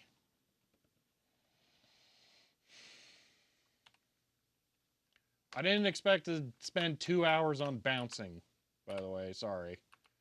It still didn't update, seriously? Okay. What? Okay, something ain't right. Wait a minute. Did I make them? No, they were signed. S signed 8-bit, fine. We'll make them signed 16-bit. How is it? What? 65, 5, 30?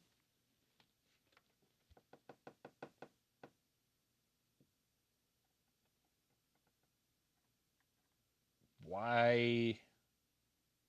Why?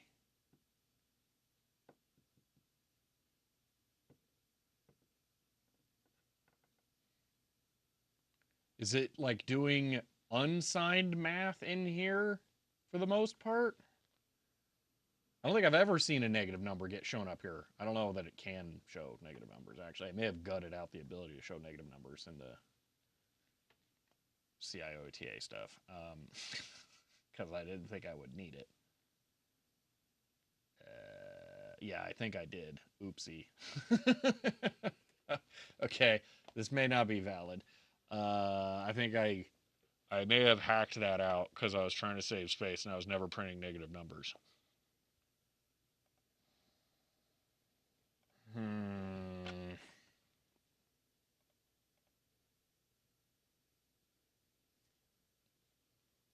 It is -2.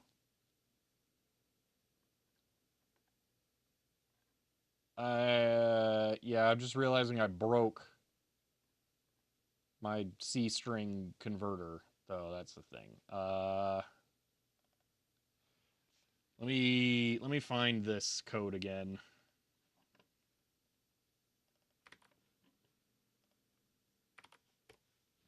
Hold on.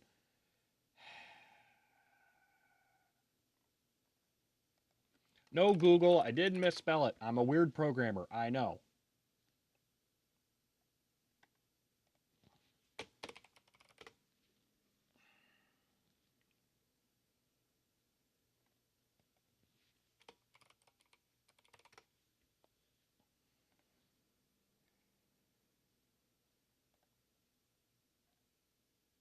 Okay, here we go.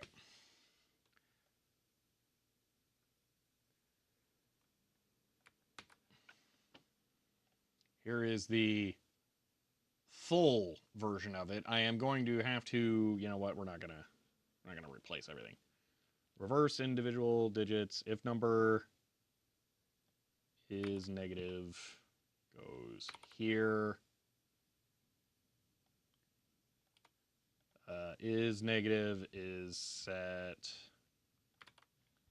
between here and there. And I think that's it. Okay, I just ripped this off from some website. There, let's try that.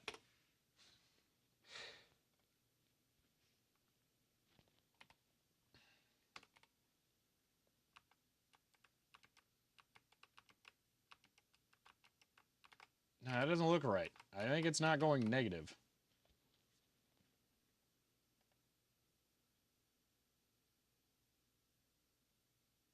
It's possible the force value isn't working correctly either, but I don't know why it's ever getting set to that.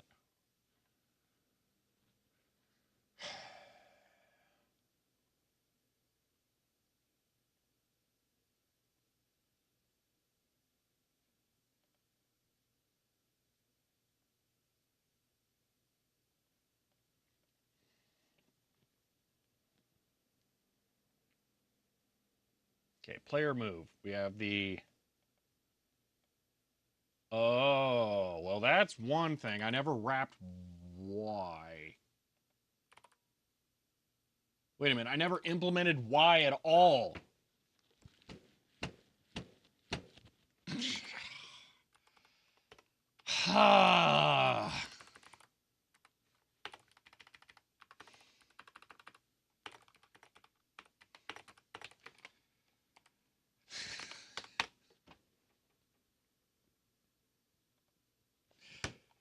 All right. Okay. Oh, boy. Hey, look, it works now. Wow, who would have guessed?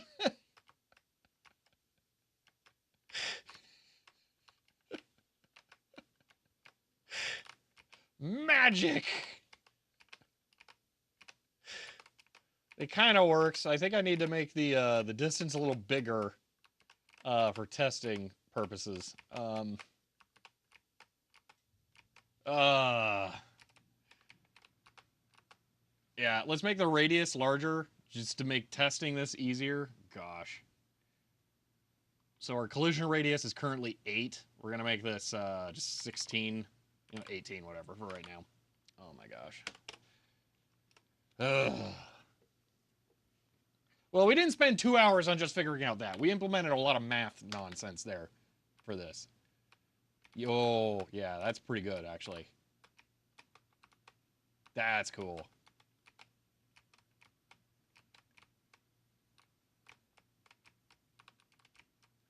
That's pretty good.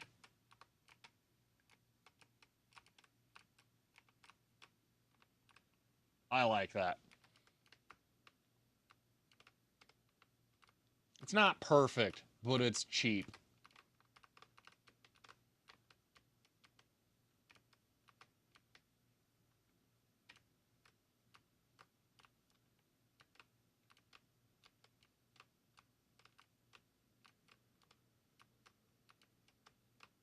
Doesn't bounce you as far back as I would have guessed on 45s. It's like, yeah, you definitely get bounced back like twice as far when you're dead on.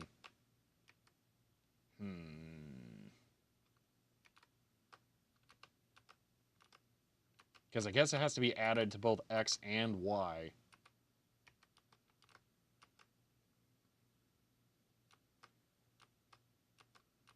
Yeah, so each one's getting half. Yeah,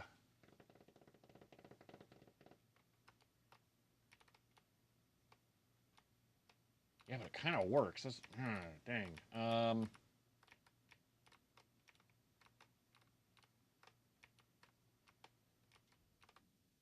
The angle you come off is perfect. That's the thing. Like, I kind of don't want to mess with it, but on the other hand, it's not amazing. Sounds like the magic of vector math. It kind of is. So each axis is getting half the value here, but then the one gets the whole value, so that's why it's twice as far. So I would need to divide the maximum value by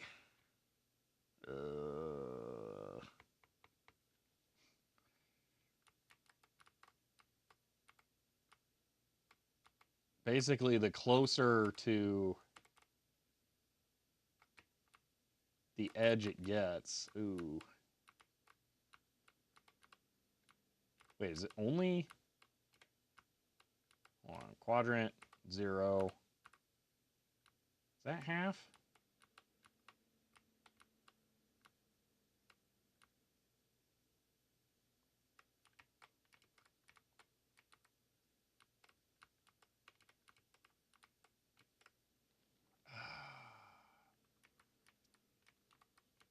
My cheap math is failing me here.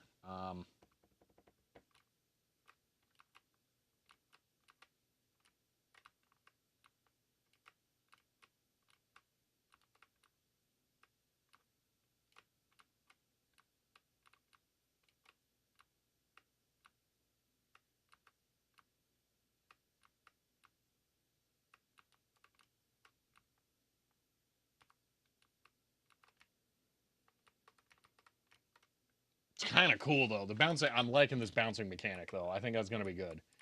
Okay. And just for giggles, it's confirmed we can bounce off the other one. Oh, yeah, that's awesome. Yeah, just straight up is working. Okay. Yeah, but that force, that's a lot there. I don't know that that's acceptable.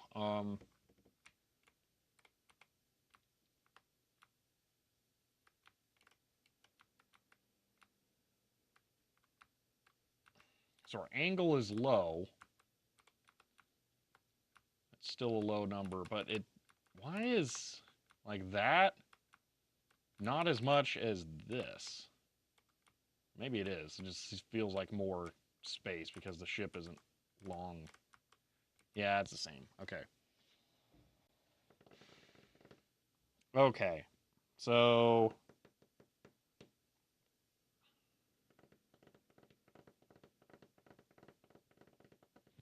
how would we express this? The angle is perfect. That's what kind of sucks. Is that anything I mess with is going to mess with the angle.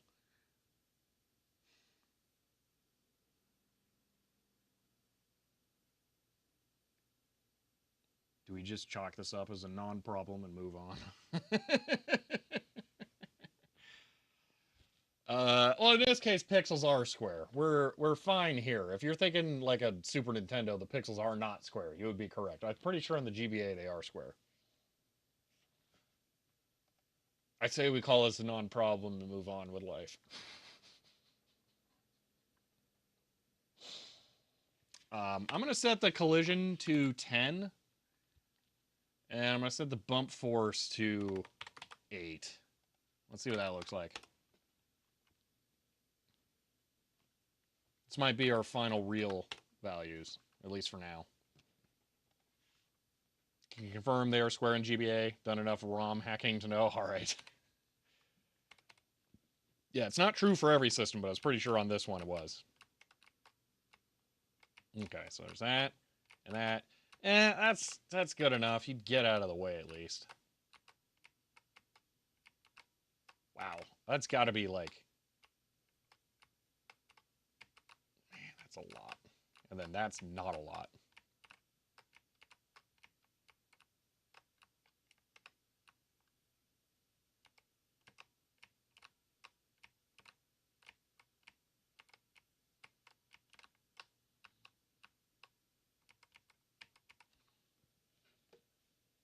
Oh, you absolutely could. So if I nailed this angle just right, I bet I could bounce off of one enemy and into. Well, if it wasn't like so slow. Oh well, Desiac, the projectiles won't bounce you. It's only enemy collision. So projectiles won't.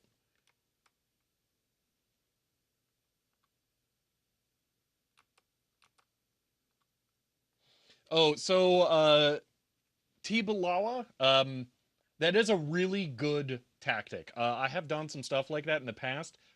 The way that I'm programming on this, though, I cannot arbitrarily draw lines to the screen. So it would be really helpful to do that, but I can't in this case. Let's make a bouncy projectile power up. Oh gosh. All right. Well, I think we should move on. I really want to get the tunnel done and collision with the tunnel, which I think we can accomplish and bounce off of. No exploding enemy when you hit it. Just depending on the enemy ship. I mean, we have barely begun to scratch the surface on collision stuff, so you're getting a little ahead of it there. That's an interesting question. Should the enemy take damage from you hitting it? I mean, it seems fair because you're gonna take damage. They should take damage. Maybe they'll probably explode when you hit them. That only seems fair.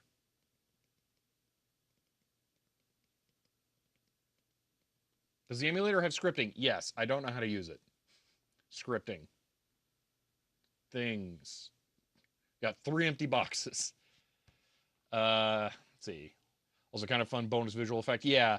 I've made a tower defense game in the past, and I was using line drawing like that for showing the nearest target to something. consistently, and then it would also give an indication of range when things would come into range. So yeah, so games aren't usually fair. All right, let's remove some of our debug printing, like all of it, and then we can call this one good enough.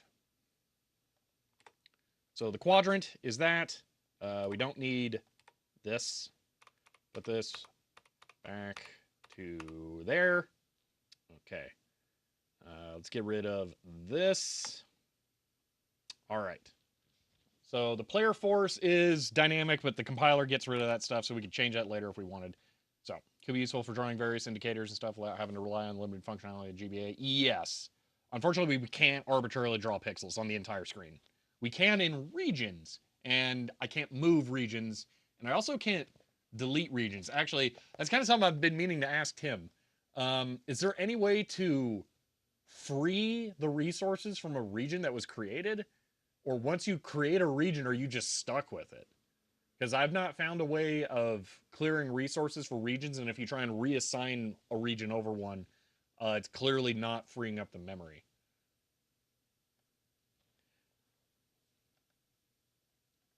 But yeah, so Sprite hit equals, okay, so that's good. I think all this is done. This is the bounce code though. Ooh, we should see those API functions probably have not been discovered yet. Okay, that makes sense. It must exist to be able to clear regions. Yeah, that makes sense then. Okay. Let's move a bounce player. Actually, I think we should do that. Angle bounce. Yeah, let's do this way. Static inline void player bounce. It's going to take a U8 for angle. And I guess that's it.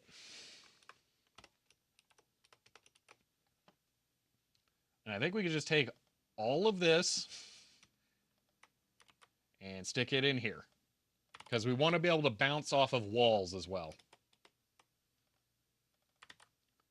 So we'll bounce off of angle.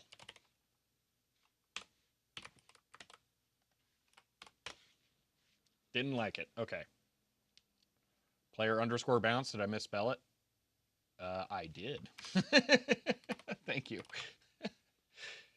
Why did that not work, though? What's it cranky about? Dist. That's... Ooh. Okay, no, we need to do... If distance is 10, less than 10, player bounce. Okay. And now it's cranky. Undefined reference to... Oh, now I spelled it correctly.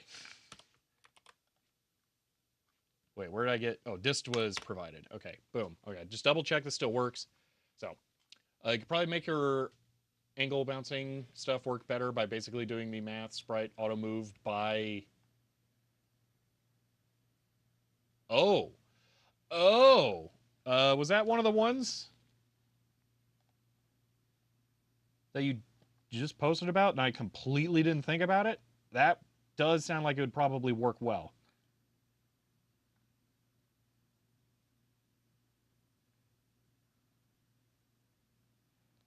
Yeah, auto move by angle sounds like it would be perfect. So yeah, it's isolated into that function. If that ends up being a thing, we'll switch to that. That sounds really good. Okay. Let's just double check for now this works. Yep, that's still good. Okay. And we've cleared all the debug stuff. All right. Kill that. All right. Let's commit this. Make clean. Git status. Basically just main. Yes. Okay. Git commit -am add bounce on impact. Git push. Okay. Now, let's add the tunnel. All right. We're going to add a rudimentary version of the tunnel. Okay. And then we're going to figure out, we'll make a tunnel bounce sprite. It's going to be an invisible sprite. And we'll have it be positioned over the tile. And then we will bounce off of that. So we'll be able to use our existing logic, basically, to get the same values. Ran a search for GBA e-reader and Google returned hacked Pokemon cart. Oh, yeah. So it is a thing. People have been using the e-reader stuff to hack GBA or Pokemon and Animal Crossing to inject like weird stuff into the game. I know that. I'm obviously much more interested in from scratch game development. Okay. So the tunnel. Let's start off by just making a tunnel layer that has the top and bottom in a fixed position, but getting a random block set. So, okay. Let's define some things. Define tunnel underscore group. So there are 4 groups of sprites. Or let me rephrase that. There are groups of 4 tiles for each theme of the tunnel. So the idea is, so I GitHub desktop do something fun the other day. Needed to switch branch, set up MR3 modding. Ooh, that's really cool. Switch back to the right branch and it crashed. Took the Git folder with it. Ouch. 60 gigs. That's very rough. But so here's how this is going to work.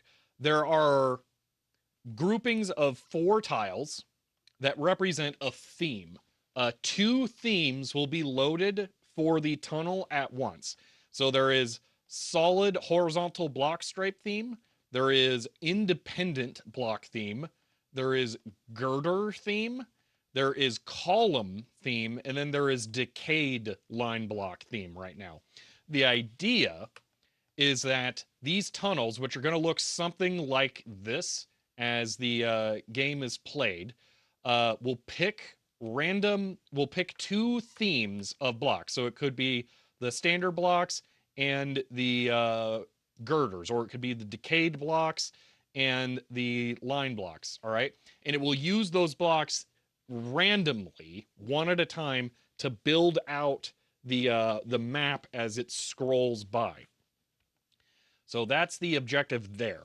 So it'll be groupings of 4, but maybe I change my mind on what size the groups are later. So for now, we're going to code a group. You know what? We'll call it tile group is 4. All right. Now we'll call it group count, tile group count. There are currently 4 tile groups. It would be very cheap and easy for me to add more tile groups, so we'll leave that. Procedural generation. Yes. The entire game is procedurally generated. That's why it will fit on the e-reader cards and be possible to program within a week. Because we program all of the level design in. We don't have to actually design levels. We get to be lazy in a way that seems smart. So we have group count. Okay. So I'm also going to have a tunnel tile tunnel. Do I want to call it a width or height? Well, let's call it height. Height min. Okay.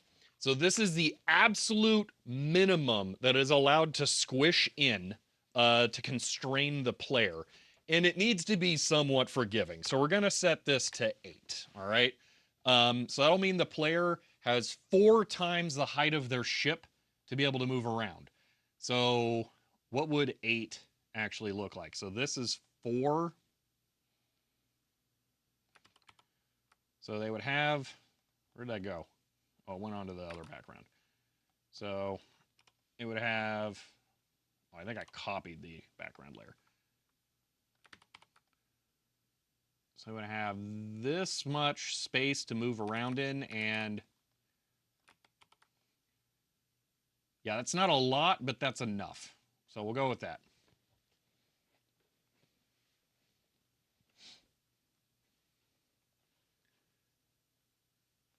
That is interesting, Flare Spire. I've never played a Kingdom Hearts game, but I kind of almost sort of know slightly how it works. It's not my cup of tea, but that kind of stuff is fun to mess with. All right, so we'll set the absolute max minimum at 8, and this will start out probably closer to like 16 or something. How many tiles tall is the whole thing? I think it's 160, it's 20 tiles tall, if I remember right, to start with. Something like that, at least. So maybe it'll start at 12, and then we'll slowly reduce it down. We'll see. This may also be lowered even more. We'll do tile height start at 12. Start 12. Okay. What else is there? Is that it for that stuff? Okay. I think for now that's it.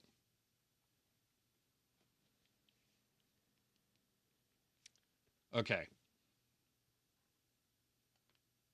Now I need to change something. So I have this function map slide. Now what this does is you call this and it takes the star background and it just slides it over slightly.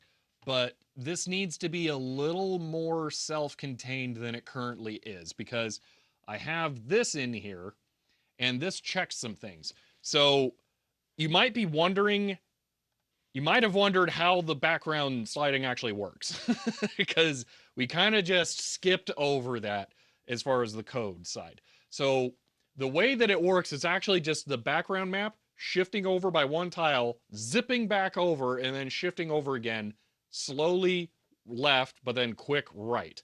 The idea is that it has one tile of free space available, and you shift over one tile pixel by pixel, but once you fully occlude that tile on the end, then you move the entire map over, shift all of the tiles over in the map by one, and then you generate a new set of tiles on the far side, and then you start slowly shifting it again. So you're constantly just moving it back and forth. Now the thing is, I'm currently moving the star background by 1 pixel per frame, and then every 8 frames it shifts over the entire map and then starts again. What I need to do is for each background layer, set a different speed for it to move per pixel, and then shift the background layers at each time everyone reaches the end of the last tile on there, because I'm going to want background parallax between the tunnel and the stars. The tunnel should be the fastest possible thing moving, because that's what you're right up against. But then the stars that are farther away should move proportionally slower. So it works like the old moving background belt things in old movies. Kind of, in a way. Except those don't have to shift back. Hold on, there's a good GIF that someone made, or like representation. Mario RPG falling castle. Oh, it was. I know what it was. I don't think I'm gonna be able to show it. It was Boundary Break, I think. Yeah. Okay. Here's the look. Go if you want to see exactly how this works. Go watch the Boundary Break video for the Super Mario RPG Nintendo Switch port, and then pay attention to the falling castle scene, and you'll understand how that works. Basically, slowly move down and then shift up by 1 block. So, okay. Back to this. Is the code works? Yes, it can even be run right now. So yeah, we are currently in progress with making a game. We can't fire yet, but we can bounce off of the enemies.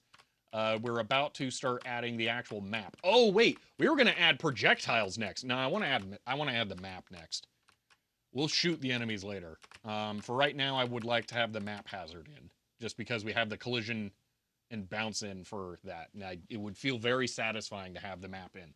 If we get this done quick enough, we can add projectiles, and then we're nearing a game that's playable. So anyway, I need to do some stuff. So set background offset. This should, how do we want to do this?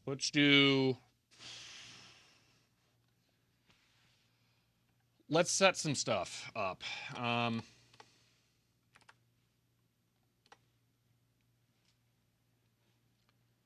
So let's set tunnel speed.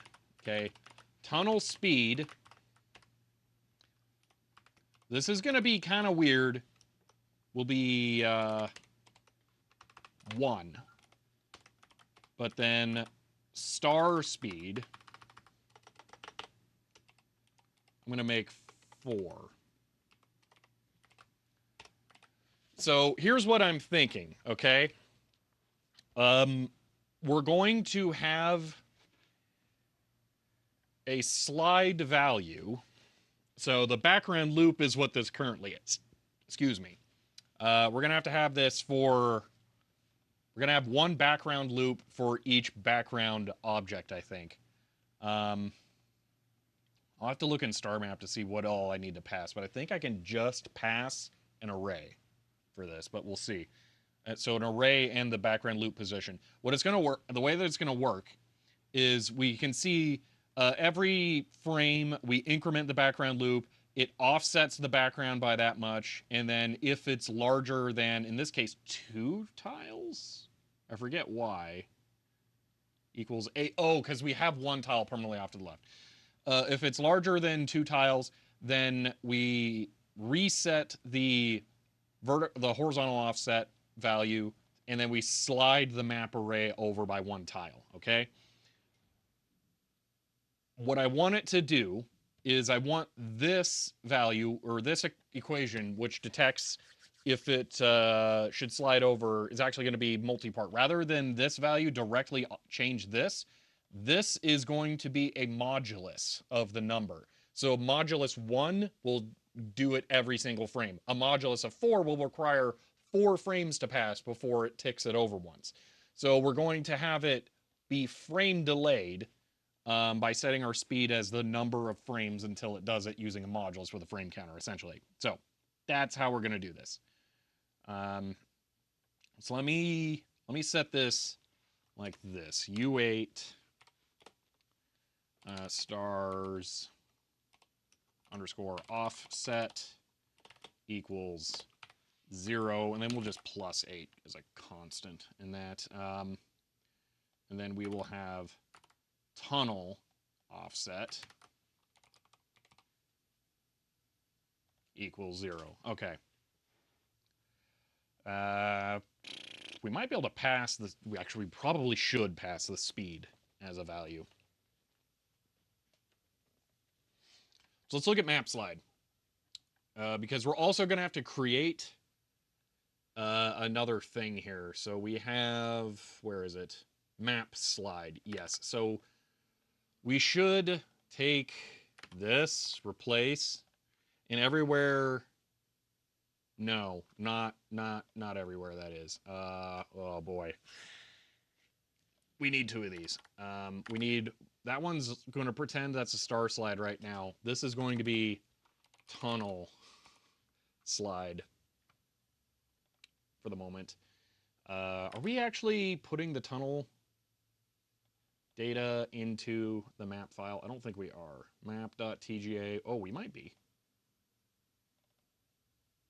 Stars tiles. Tunnel tiles. Okay, we are. We have tunnel stuff available. Okay. So this will be populated during the init initially, which will all be 0s. I don't have a blank tunnel tile. We need a blank tunnel tile. Great. That just got slightly more complicated. So it's going to be +1, because I'm going to have to do this. Image, canvas size, 1, 2, 3, 4, 5, 6, 7, 8. shift it over there, resize, layer to image size, and then grab this color and fill it in there. Okay, we have one blank tile, because this is what the majority of the screen should be. Ooh. Just had a realization. There should be a low chance that the filled in areas are the blank tile. That way there can be some gaps. It would look better that way. Yeah, okay. Just brain going places. All right. Now we merge all these, delete, merge, mode. Oh, it is already indexed. Okay. Colors, map, rearrange color map. Make sure magenta is first. That's not right. Hold on. Image or mode. Where is it? Image, mode. RGB. There are extraneous colors in there from having the background be visible. Convert, image, no colors. Map, rearrange, and magenta. We now have no extra colors. Okay. File, export as tonal.tga, and there. Okay. Replace. Export. And that's a bad image because I did not remove the alpha channel. Let's re-export. Boom. There we go. Tonal.tj. That one will work. We have our blank one to begin with. Okay. We'll leave that for now. No, I should close that. I don't want to accidentally save that and lose my layers. Okay. Back to this. We need the map slide. Or initialize the maps. I want to go to map slide first. Or slide map. Okay.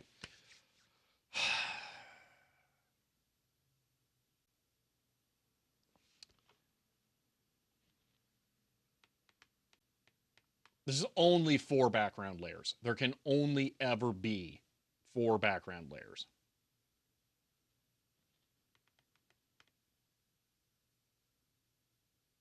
Oh, it doesn't matter. No, we're good. U8 map this, because it provides a pointer. It's fine. Okay. So then we have no doc on each function. They're generally self-explanatory, but I do code cleanup and stuff off stream.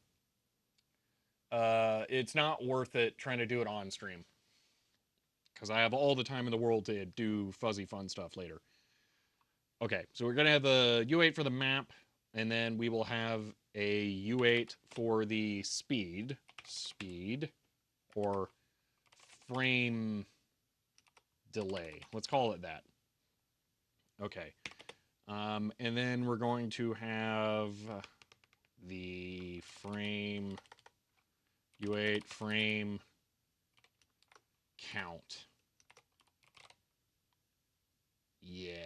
Okay, is that everything we need? So let me think about this. The frame delay would be background loop plus equals 1 on this. No, modulus plus equals whatever nonsense. No, the slide only happens. Let's start by implementing this as is, and then we'll try and do this. So let's do this. Map slide will always run. Map slide is always run, but we're going to do the stars for right now. So we're going to set map. Actually, every instance of this in here, which I guess there's not that many. There, and then this becomes map slide. Okay. We're going to set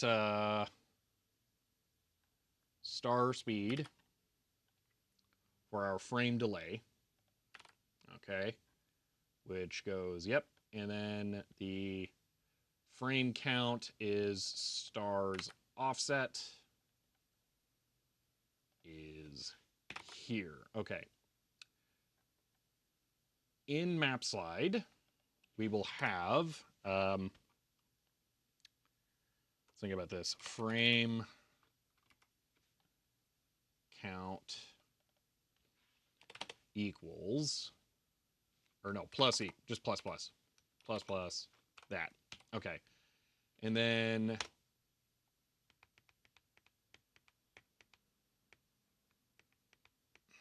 let me think about this. I need a modulus.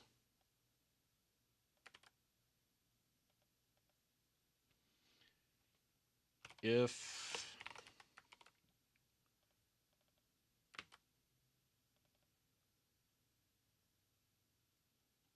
wait a minute. No, this does not work. Oh, wait, but each, I can pass a reference to this. Hold on. So we need the actual offset and the count. We have to have 2 values for each one. Hold on. Tunnel, offset, frames, although this one's going to be 1-to-1, but it's still going to be required. And then stars, offset frames. We have to have both of these.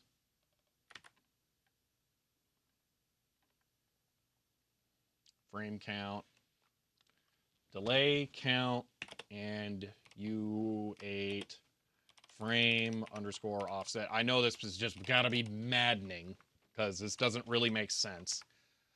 Frame count, okay. If frame count is a modulus of frame delay, then plus plus frame offset, all right? And then if frame offset is less than 8, or actually, if it's greater than 8,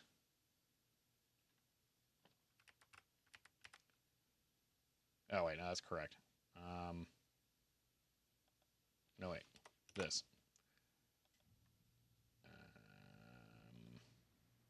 Less than or equal to. Less than or equal to 8, then frame offset plus plus return. No, well, after this I have to do the background thing. Oh no, I have to provide the background layer. Ah! U8 BG layer. So many things. Background layer. What is this background loop? That's frame offset. Frame offset. Vertical offset's fine. Okay. And then it's going to be frame offset plus 8. Because I was setting it to 16. So yeah, that's fine. Okay. Then it returns. If it's not that, then we slide it. Okay, this might work. And then we have to redo this with, if it's not that, frame offset equals 0. Frame underscore count equals 0. Okay, and then at the end of the map slide, we set the background and we set it to 8. That's fine. I don't know why we're fading in with the map slide. That doesn't make sense. Let's just get rid of that. Yeah, we load custom background. That's all perfect. Okay. I have to provide the tile set to use. Nope, this does.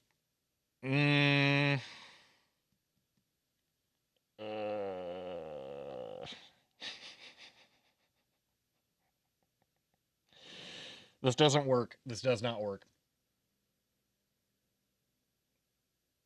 unless I return a bool, you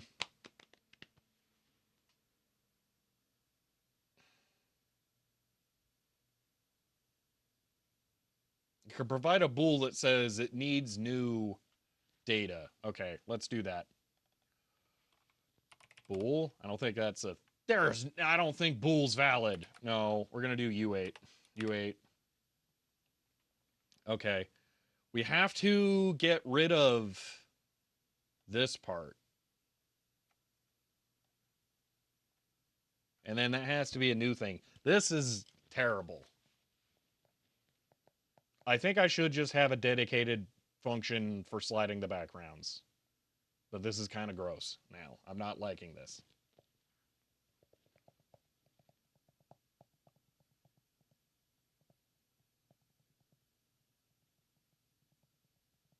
Yeah, I think this is how this needs to be.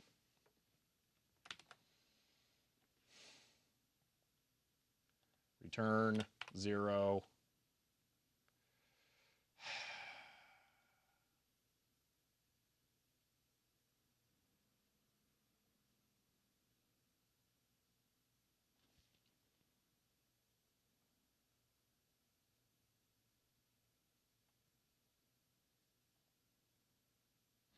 You know what? I'm way overthinking this.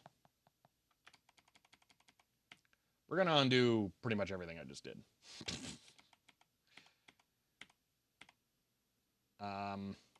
Yeah. To the point where I could almost just, here, what does that look like down there now? Okay.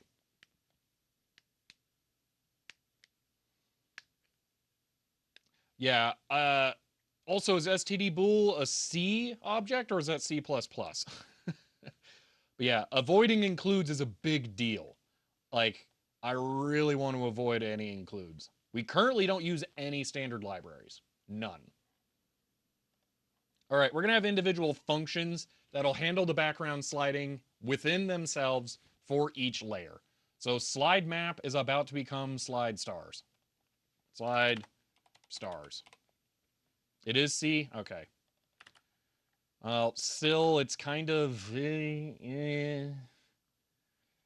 All right. I'm just going to migrate all this into here, and this is going to be slide stars exclusively. Because the problem is that it needs logic in the function to determine what new stuff to put in there, which I was not prepared for. This is kind of eating away at me for this not being object-oriented programming. So to give you an idea of how I would normally do something like this, I would create different class files that would be managers for these kinds of things. And then I would have an update function in each one of those manager class files. And those manager class files would be based on a linked list that would go to a master manager. And then I would just call update on the master class thing, and then it would run the update function on all of the other manager functions that would handle things like the backgrounds and stuff like that. But instead, because this is procedural programming, for everything I need to update, I'm just slapping them in here linearly. But whatever. Fine. It's basically exactly the same thing. But oh well. All right.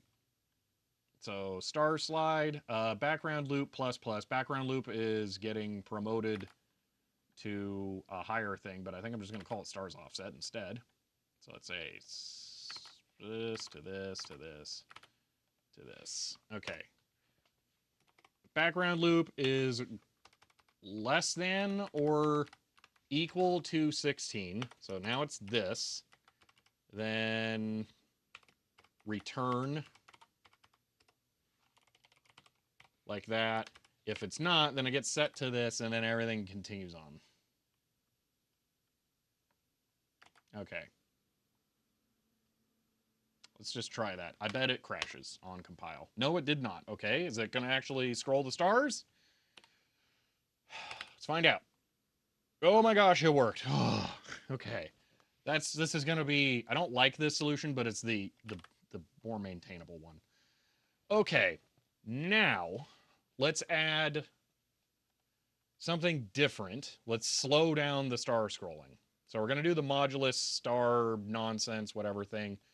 But we have to do star offset underscore frames as a thing. So star offset frames if mod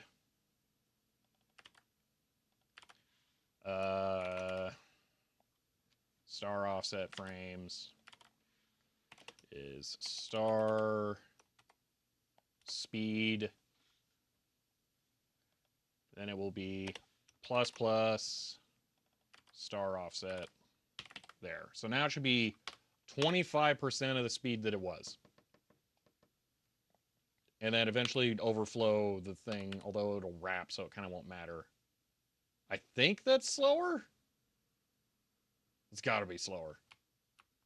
Yeah, I'm pretty sure that's slower. That's way better, too.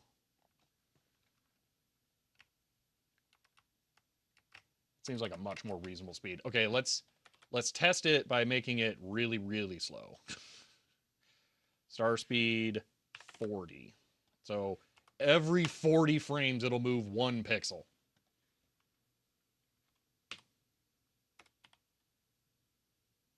Okay, that's clearly not working.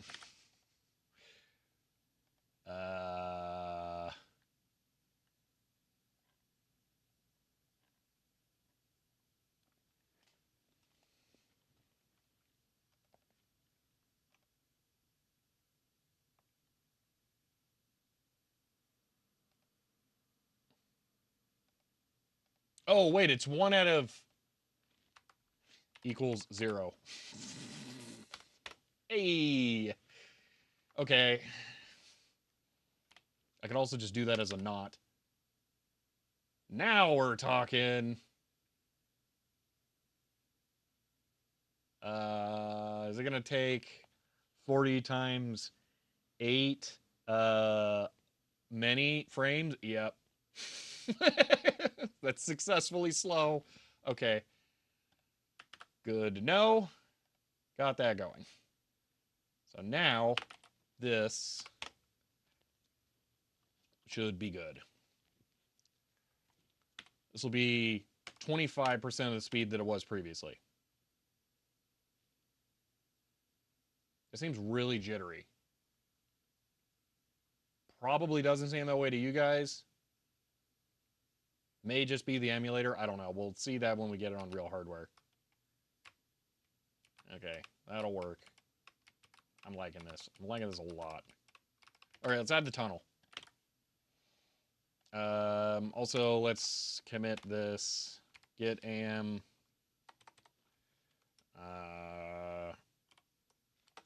Put star background control into function. Okay, git push. Okay. Can see the jitter? Yeah. I don't know. I don't know what the solution is to that. I don't know. You can't move the background less than a pixel. It's moving 1 pixel at a time, but Okay. At least the background shifting worked. I am going to have to duplicate a lot of that code for the tunnels, but oh well. All right. Speaking of which, let's get the tunnel in there.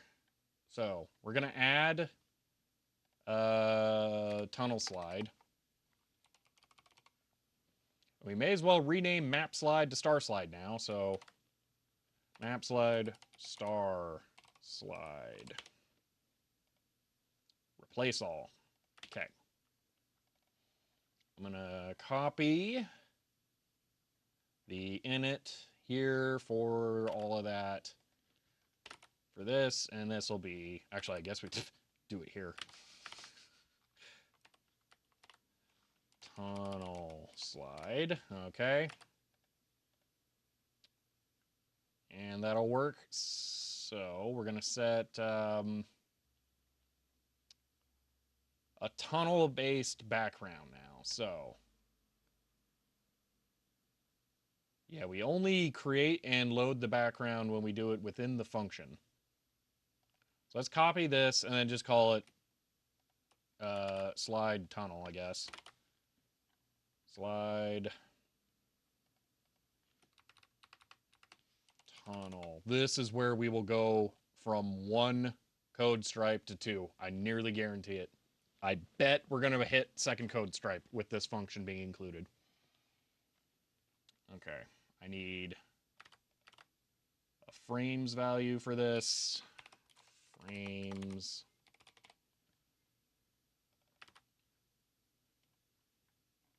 Okay. So tunnel offset frames. If tunnel offset frames is greater than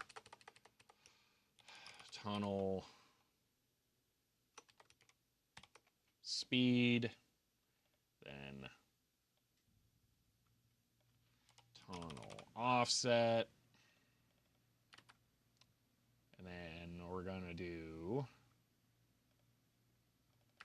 tunnel offset is that. This will be tunnel slide.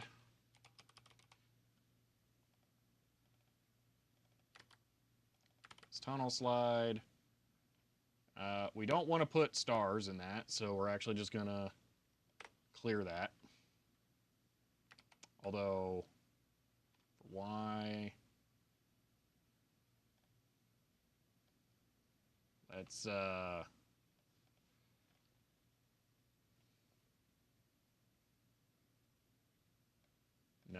This is actually going to be way simpler for right now. So for right now, I'm not going to add the dynamic movement. We'll get to that in a little bit. For right now, we're just going to add tunnel layers to the top and bottom completely. So this will be 31 and 31 plus times back y, right? Back y, back x, back y minus 1 back x, I think. We'll see. And we're just going to make this... Let's just go with 1 for right now. Oh, drat. We need the rest of that function. Hold on. We need this here, but make this 0. There.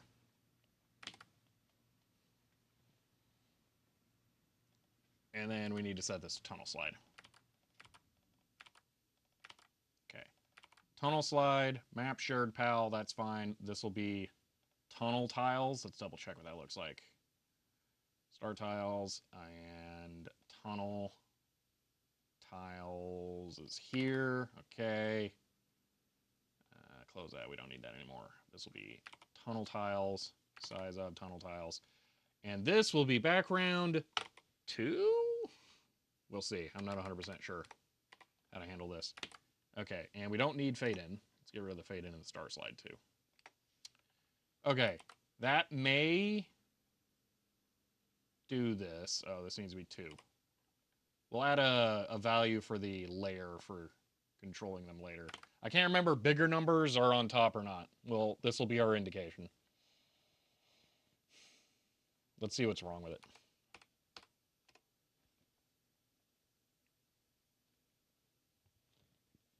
Y is undeclared. Tunnel offset is undeclared. Yeah, that's pretty close. All right. Tunnel offset? Oh, I put 1 N in that. Okay. Tunnel offset equals tunnel offset. Replace all. Okay. Okay, and then Y is not declared. Let's find Y. I'm going to guess U8Y. Oh, this will be 0. So it's just 31. Just 31 equals that. Okay, and go. All right, we may get the tunnel showing now. The tunnel might also be under the stars. I'm not sure. Or the tunnel will just not be there at all. Okay.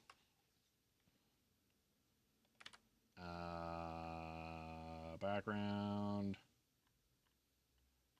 We have to show the background. I don't think we do. I think the backgrounds are always there. Yeah, okay. So let's set this to 4. Just in case it's below and the other one is opaque.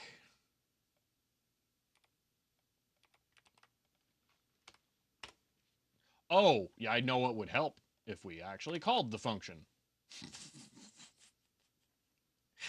That would help a lot.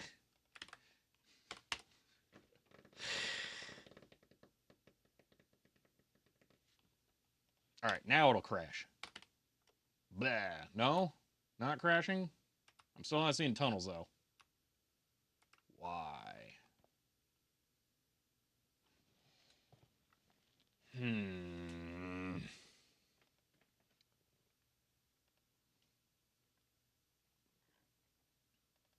Slide tunnel. Okay.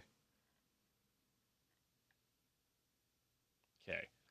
So look at this. Well, let's set this back to 2.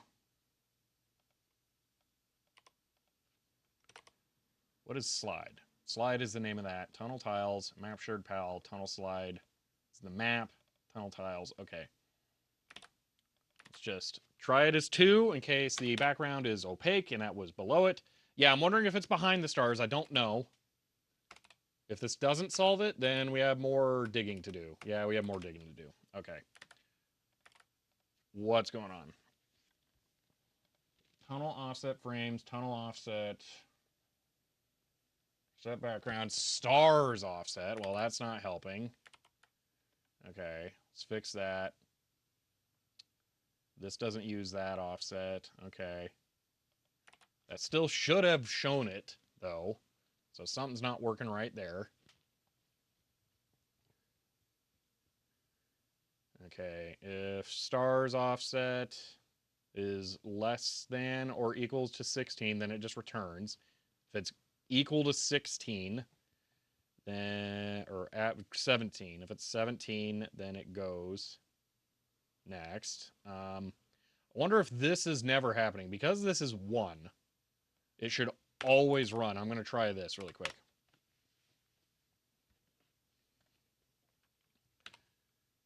In case the mod math is not liking doing it with 1. Okay, that's not it. All right, we're going to set every tile to be a tunnel tile, just for giggles. We'll also double check here on the map.c. Okay, so star tiles, that checks out. Star tunnels. Okay, so the first one is clearly all blank. It's all zeros. So that's the invisible one. Tunnel map. 1, 2, 3, 4, 5, 6, 7, 8, 9, 10. There is no 0. What?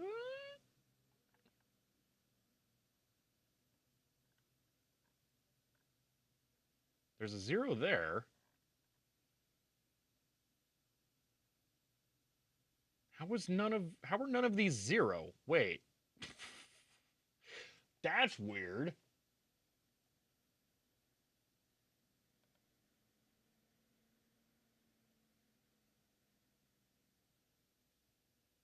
Huh. Well, at least it doesn't matter because we're loading indices. So I guess.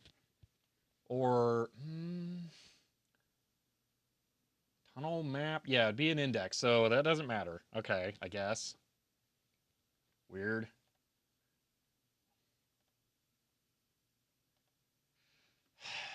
Tunnel slide.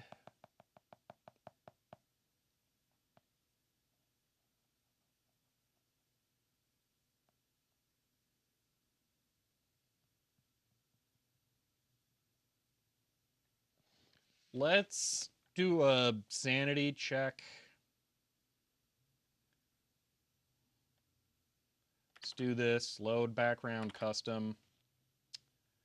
We'll leave it as that, whatever.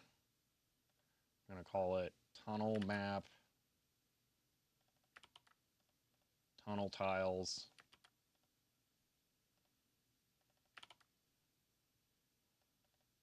And we're going to load it into background layer 2. It should show on there. I guess for just one frame. Okay, well that's something at least. Um, that's not quite what I was expecting, but we're getting closer. I guess it's above now, so we can confirm that at least.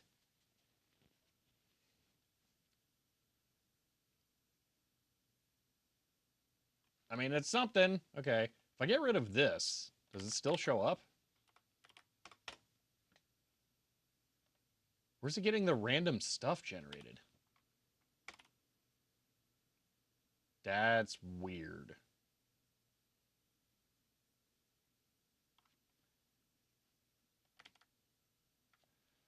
Shared pal tunnel map. Background 2. Why? Why is it getting random data?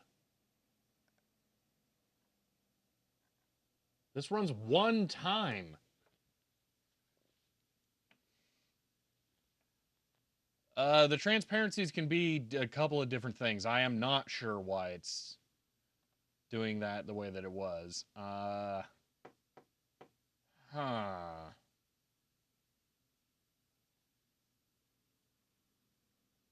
That's a super weird one.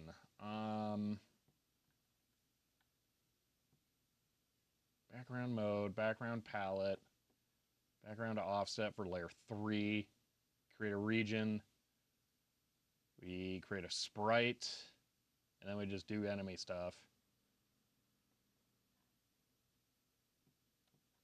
Up here, we declare tunnel slide as a separate array that's big enough.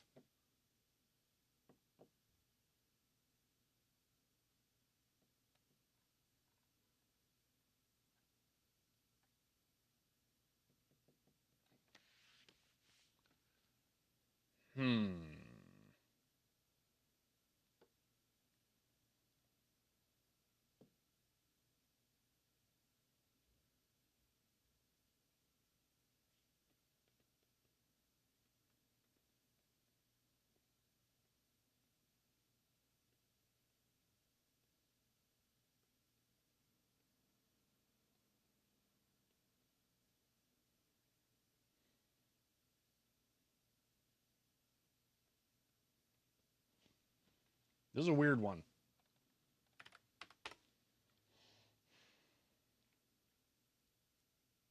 Hey, how big's our code? 2 strips, called it.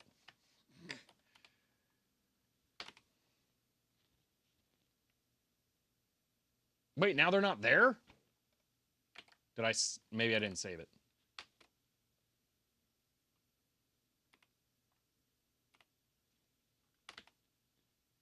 Okay, so we're getting random data. It's clearly sliding it independent of the other one, but we're getting star data included somehow.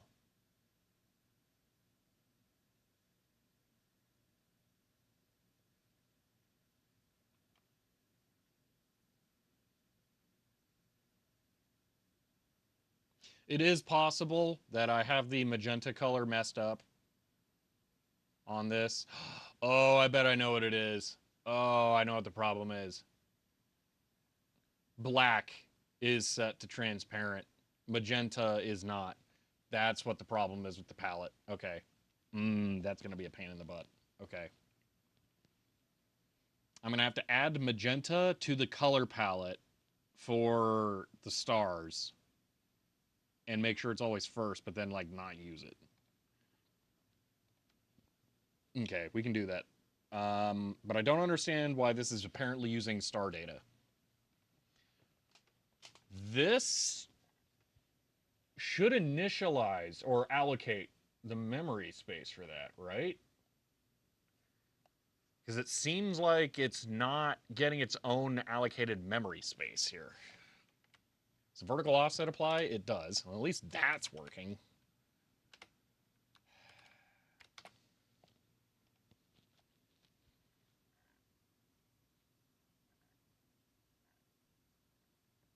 Let's try disabling this for giggles, the only place where tunnel slide should be written,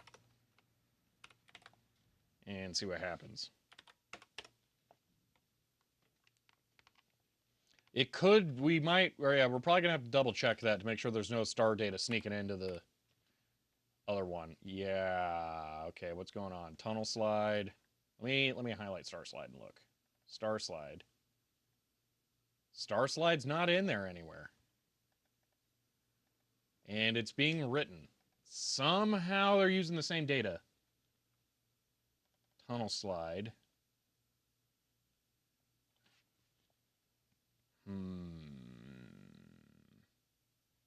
It's using tunnel tiles, but somehow it's getting some error ones like that. I don't know where those are coming from. Actually, that looked like stars, almost. I don't know.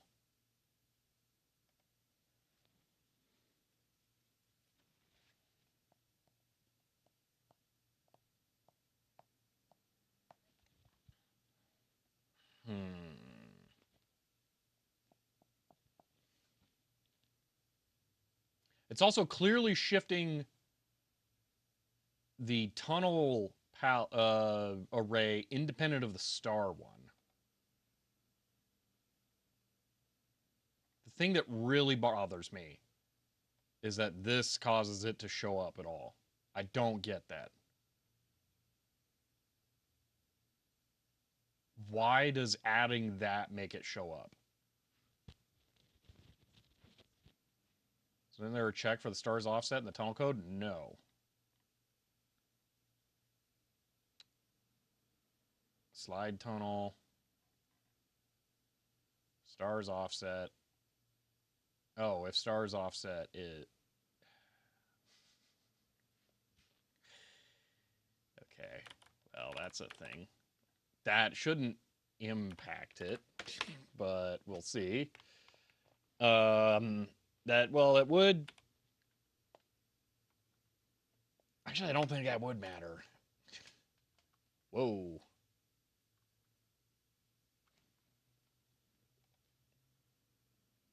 Okay, well, I know what's going on there. I need to set... tunnel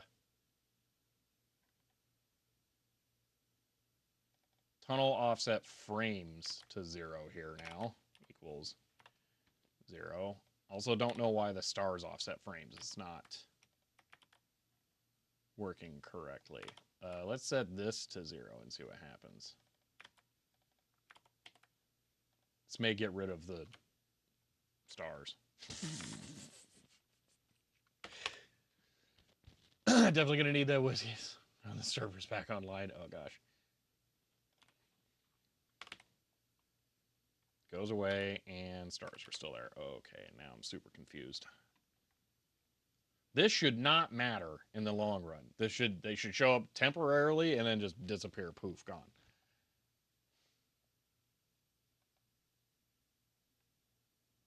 It seems like it slides 8 times and then disappears. The array might be getting cleared. No, wait, the array shouldn't be cleared anywhere. Tunnel tiles, tunnel slide. Am I setting tunnel slide? No, I'm setting tunnel map right here. Let's set tunnel map right there and see what happens. Tunnel map.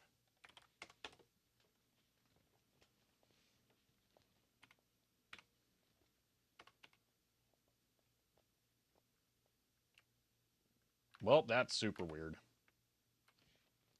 Unless that was in stars. That was in stars. My apologies, stars. Copy. No. Tunnel map goes here. Although it seems like tunnel map may not be right.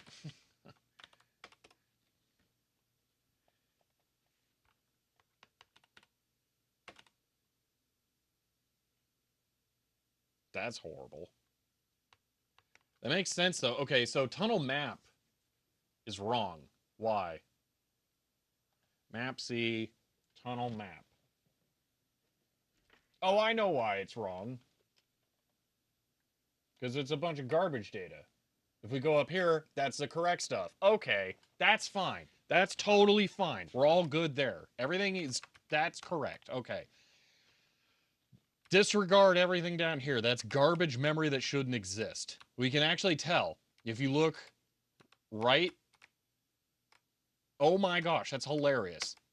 This is PY.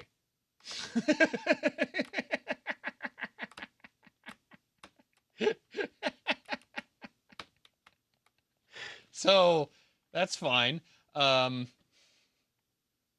So yeah, okay, that's good then. That's working. Okay, go back to tunnel slide. Why is tunnel slide not showing? Okay, I'm satisfied we can get rid of this. But why is tunnel slide not working?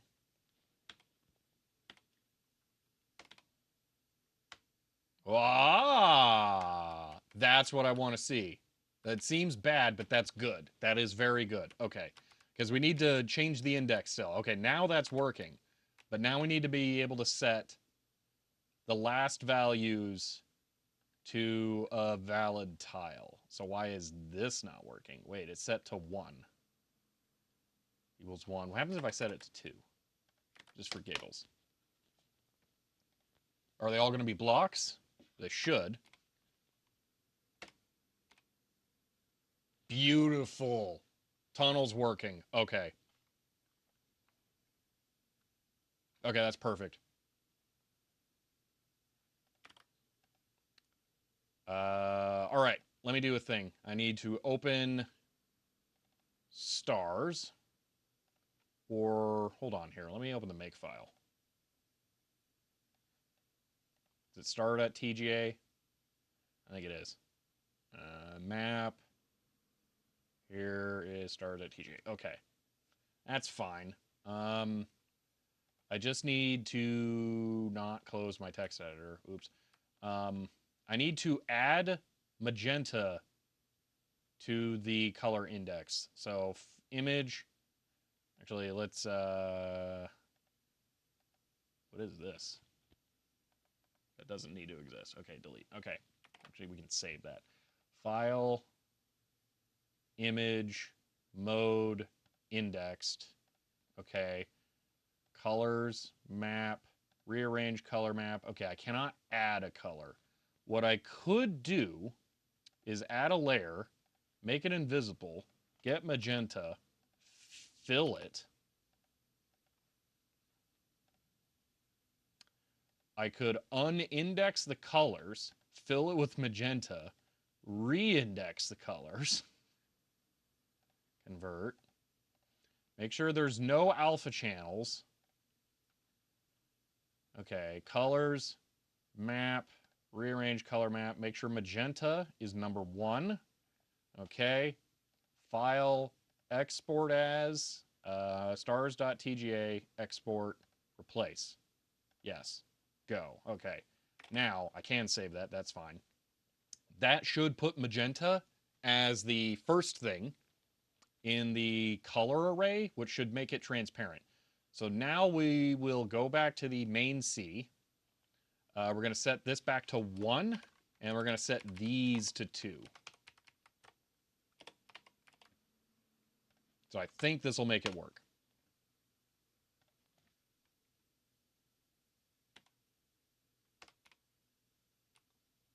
Okay, close. How about we set this to 0? Because I'm guessing the map file changed.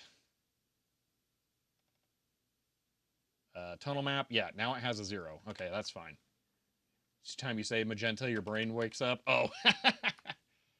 And tunnel! We have tunnel. Okay. Perfect. All right.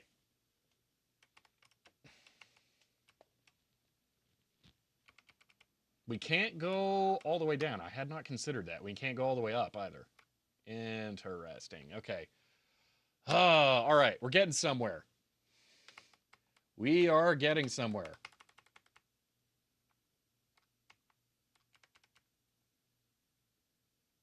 One hour until printout. Okay.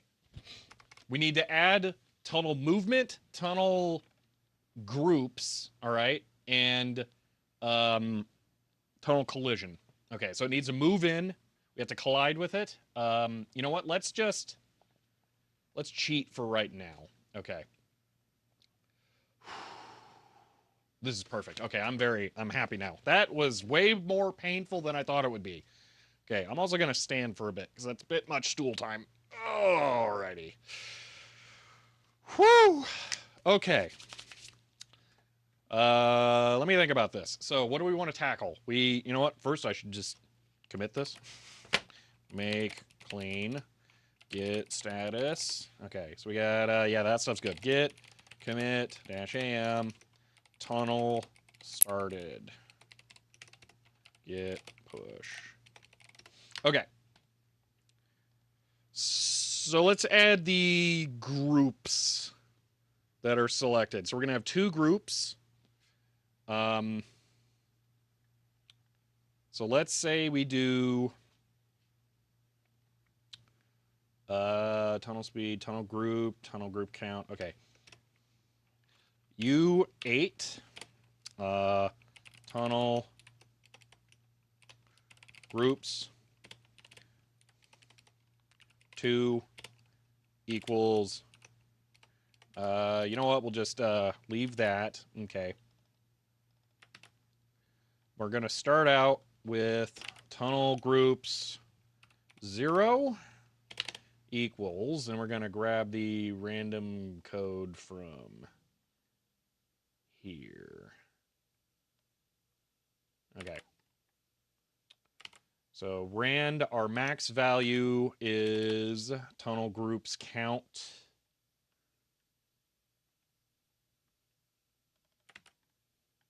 Okay, this sets our group. And then 1. Okay. Post screenshot. File X game. Okay. It's familiar. Yeah. So it's not going to be as complicated as that. That's got a whole lot of stuff going on. Yeah, it's going to be kind of the same. It's going to be the same genre, but it's going to be way lower objectives. Way lower grade. Okay. Save that. All right. Now,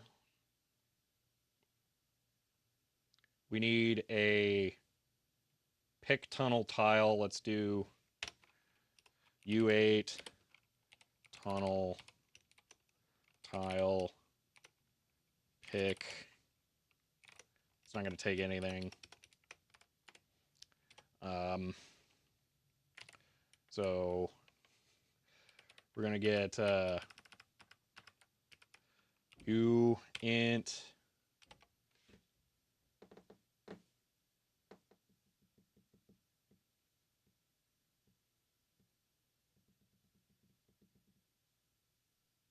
we need to flip a coin. Group slot. It's going to be 2. There's a 0. Can I do? That matches every one of them. So it's a 1 or a 2, or is it a 0 or a 1? I think it's a 0 or a 1. If group slot, then so tile group, this will be the size.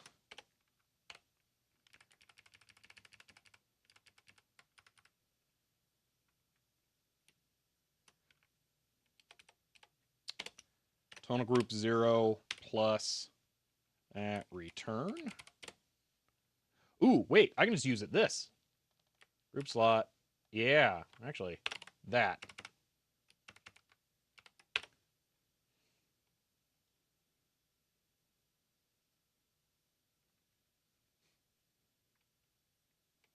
Did you bring the banjo to the office for the cover photo shoot? Gosh. Okay. So it picks a random index to use with this, which contains a number that is the offset for the tile group. This will generate a random number That is the number of tiles in the group. So we should get tiles that are only in 2 groups. Let's try this. Oh, wait, we didn't use the random tile picker. We could probably pick this or put this in the function or the thing. It's not that complicated. But for right now, we're doing this. Where is it? There it is.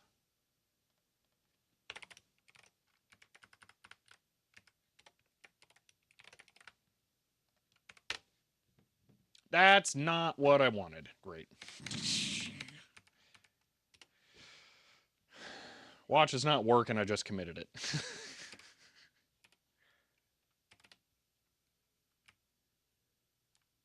Okay. So that's perfect, actually. It's a little disproportionate to 1, but we're clearly only getting 2 groups there. We have the column, and we have group 0, and we have group 2, I think. No, that's group 0, 1, 2, 3. That's group 3. Wait, did I make 5 groups? How many groups are there? Hold on. GIMP. That's the wrong one. Tunnel.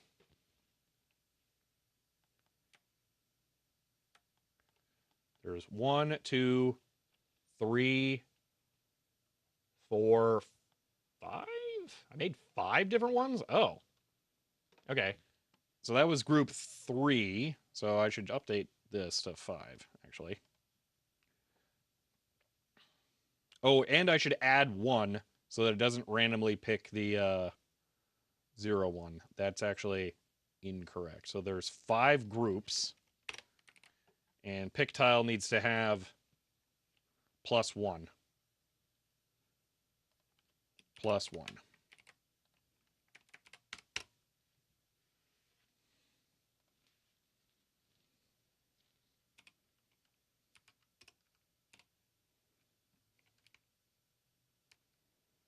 Okay. So yeah, that's the same again, I guess. RNG is not very creative.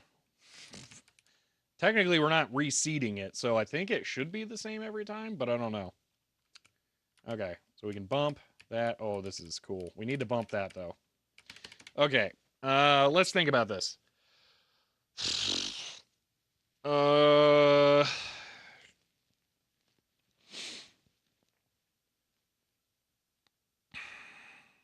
Ooh, we have a Tetris problem. I think I'm just going to have to let it go, though. So in Tetris, there's a similar thing coded to my bump mechanic for the paddle to where the ball hits. So you have the paddle is a certain length. If you hit it dead in the center, the ball bounces straight up. If you hit it at the right edge, the ball will bounce to the. I said Tetris. I meant breakout. We have a breakout problem. Yeah, breakout. The ball hits at the center of the paddle, it bounces straight up. Ball hits on the right, it bounces to the right. Ball hits on the left, it bounces to the left.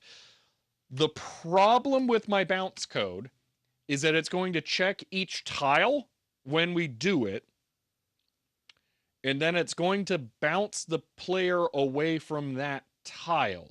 But as the tiles are just all scrolling by, the actual relative position to the tile on the x-axis is going to be completely random. So the player could go straight up, hit the wall, and then bounce like that, or bounce like that. So, yeah.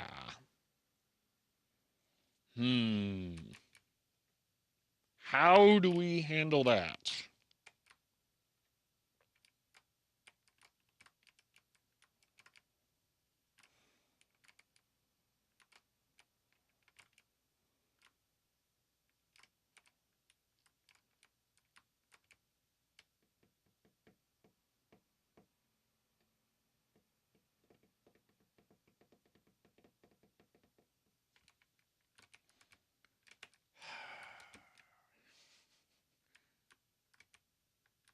I don't think we have time to implement anything super complicated. I was going to say, let me cook on that one for a little while, and we can implement projectiles, but No, I think projectiles are going to take a lot longer than the time we've got. We don't have a lot of progress to show for today. Drat. That bounce code took a lot longer than I thought it was going to take. If bounces wall don't do angle, it can't always be straight up though. Because like I was saying in this, it's entirely possible for the player to hit from two different angles. The player could hit coming down like that, and the player could hit straight on like that. I could do angles rounded to the nearest 90 or 63.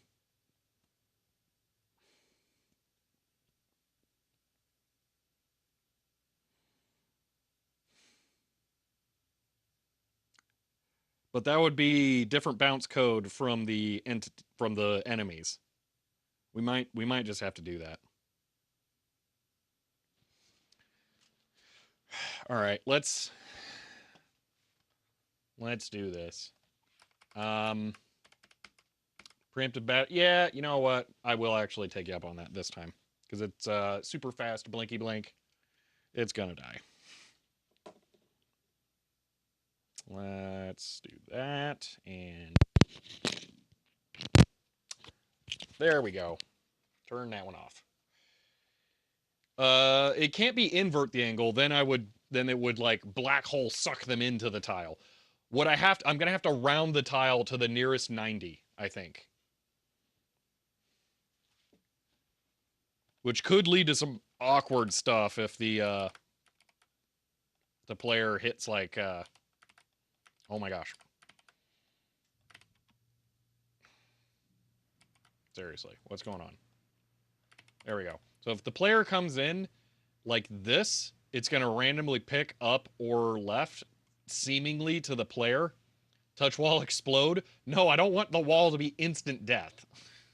That's a little harsh. So, theater low full access GBA hardware, it is full access. Yes. With bonus stuff, even. Yeah, I think it has to be rounded to the 90, so you'll bounce back like that, or bounce straight up.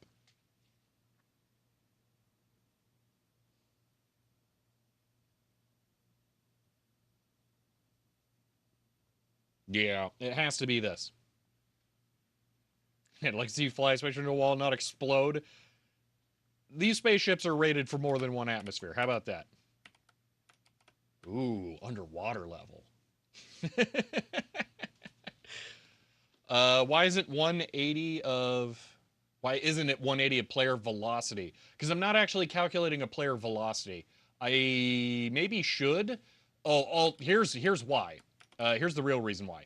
The player can be just sitting right here, chilling, and then the wall could move up on them and hit them. So it can't be the player velocity, because the player velocity is not going to change relative to the world. This is like Futurama. The ship doesn't move in the universe. The universe moves around the ship. So we have no speed relative to this. So we can't say, oh, the player was moving forward, because they're always moving forward. So you think this we use calculator fx y variables based on angle bounce factor? Okay. I will look at that after stream.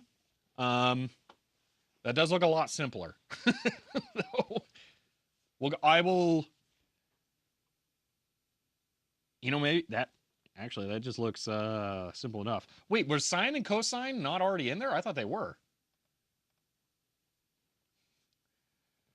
We can, though. We have a default value of x. I'm not a... I don't know.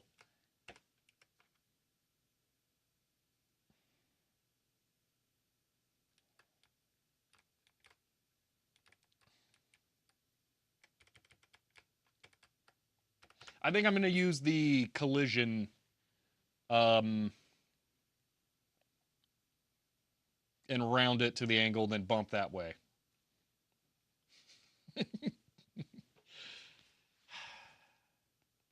the invented warp drive. No, it's the... Oh, gosh, what is it? Did the Planet Express ship have a name? Or the engine have a name? I don't think it did. And says TECHTA 5 NYANWIN 1 TECHTA 5 NYANWIN 2 and Kelvings. End of line. Hiram, thank you for the tier 1 sub there and for 25 months. I appreciate that. It can't just be bounce up or down because of ceiling, because again, the player can hit the wall straight on like that, or the wall could hit the player if the player stays still. We have to bounce relative to the positions. I think I'm just going to have to bounce in 90-degree angles. The tiles will always be 90s, so the math gets to be easier here.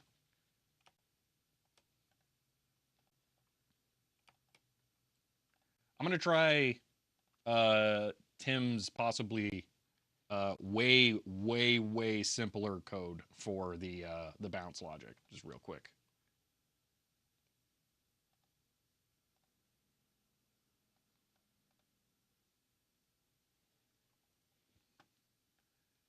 Is the level going to end with a giant gorilla throwing barrels? It's a giant monkey, I think. Wow, actually, hold on. Does he say gorilla or monkey? I can't remember now. Wow, I'm kind of shocked. I used to actually be able to recite the entire script for the pilot from memory. I don't have problems, you have problems. Okay. Let's just try this. You have my curiosity. This might be a massive simplification.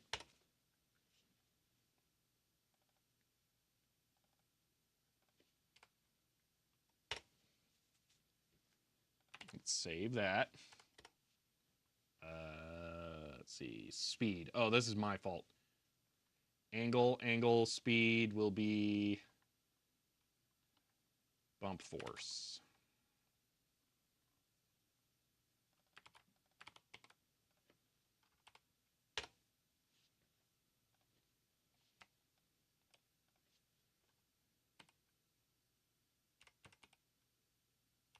Okay.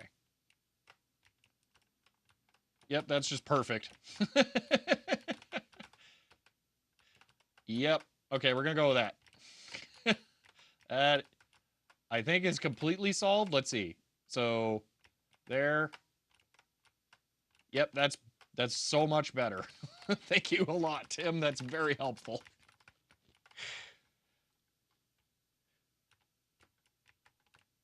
All right.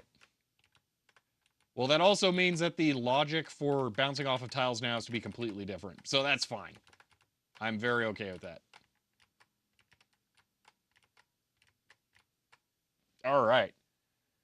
Now bounce between the two. The force is not great enough, and it would be very difficult to get the angle just right.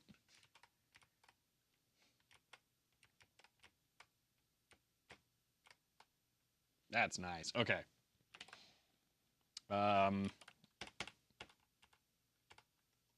Make clean.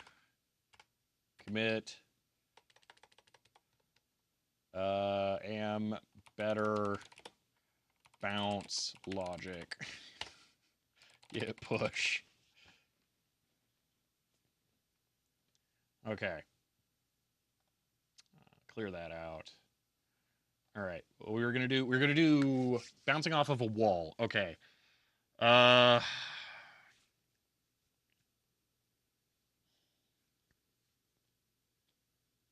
Why do I always pick that one? Because I can hit it from behind.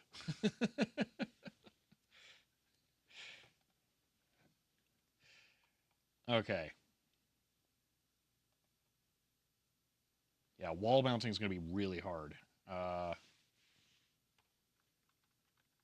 We have 10 minutes to implement wall bouncing. Okay, let's try this. Okay, player hit detect. We're putting this in here. We'll do check tunnel hit. Okay. Any way to detect the tangent of the surface? Not really, because it's not really a surface, it's just a sprite. Okay, so we're going to do tunnel slide. We're actually going to get a value from tunnel slide. So it's going to be, let me think about this. Px plus the vertical offset. Is that it? No, py. Hold on, U8 tile equals tunnel slide, and then it's going to be px, which is universally the same, divided by 8. Px is always correctly aligned to the tiles. No, px is literally the one that slides. Wait a minute. Ooh,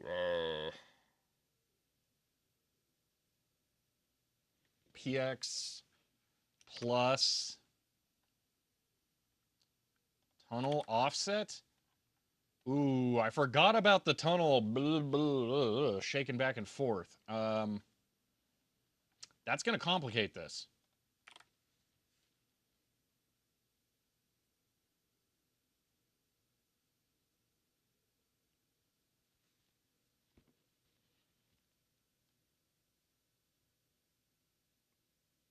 Let me think about this. So technically we have one tile to the left we never see. So it'll be px divided by 8 plus 8.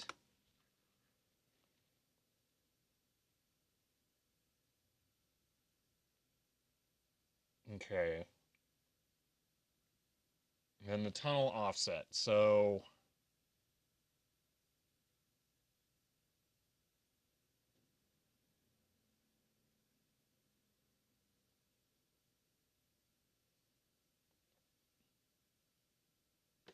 hold on. How's the tunnel offset negative? Set background, tunnel offset.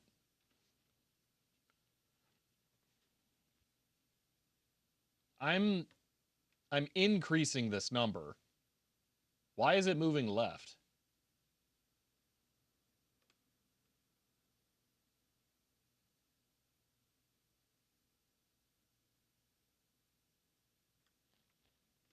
Nothing happened, right?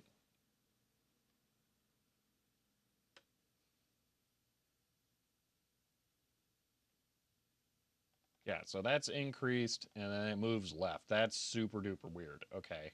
So I guess it would be minus tunnel offset. That would align it with that. Okay. All right, so that's our x value. So then plus y, py.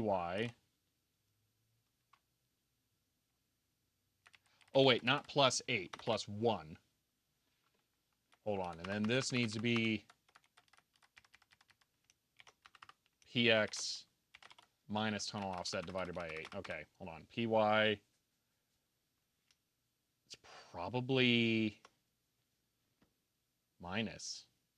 I'm guessing that it's inverted for some reason. Okay, minus vertical offset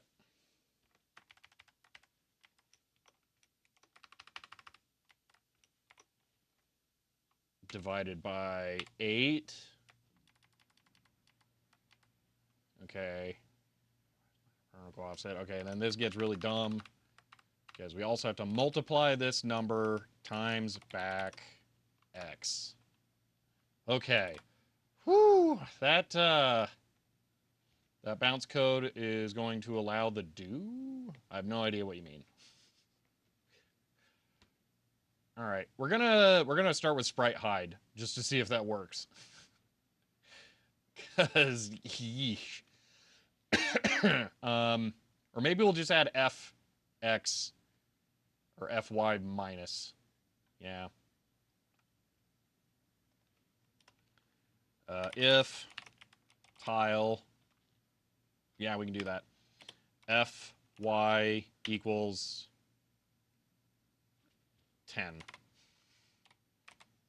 This probably isn't going to work. Yeah. What did I mess up? If tile. Why? Oh. Okay.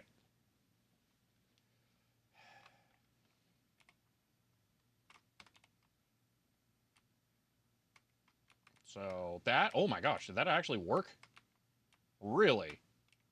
Okay, so this should shove it down. No. We may not be able to get into there. Okay.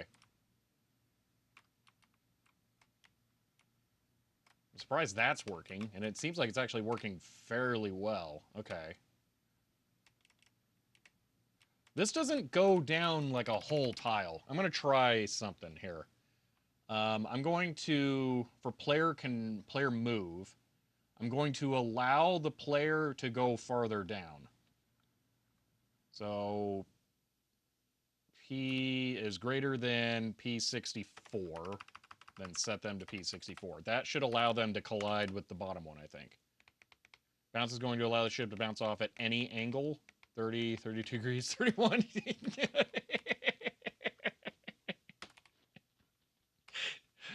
All right, I like it. The no hit and then hit. Ooh, that's pretty good. Okay, and then this should suck it down. No. Why?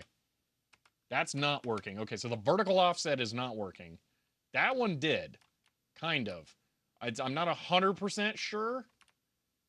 I'm going to reload it. And then try and get up to the top of the map as soon as possible here. So I can collide with it in the upper right.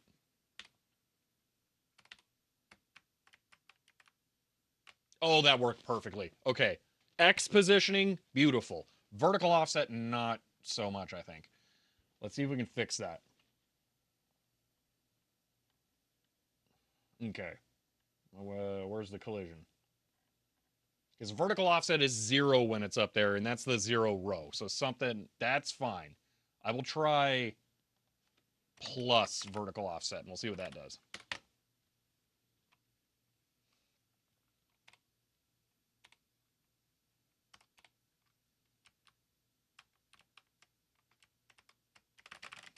That's working. I can't move up. That did it. Okay.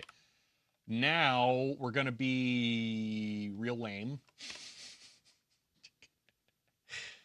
If tile, if py is greater than 80, fy equals minus 10,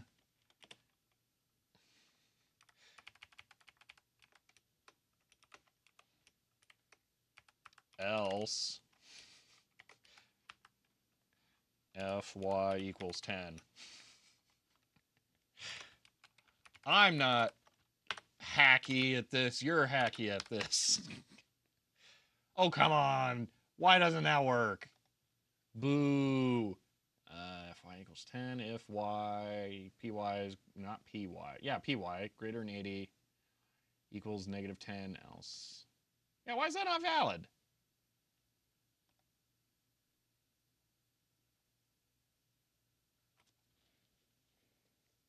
Shouldn't you bounce backwards if you run nose first into the wall? Yes.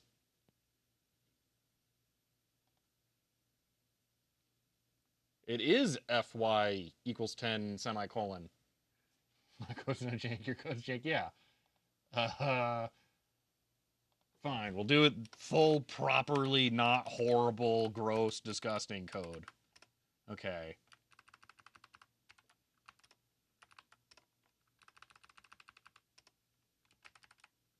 Oh, I see the problem now. All right, who needs to fix indentation? Okay.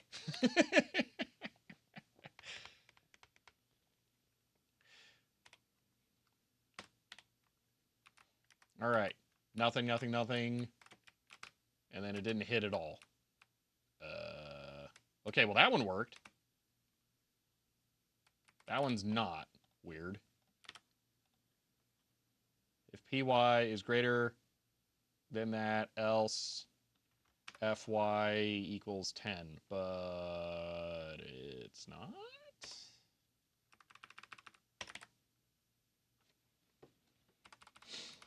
Ampersand sub as tier 1 and says if sub anniversary equals true, then make robot say end of line. Ampenstein, thank you for the tier 1 sub and for 7 months.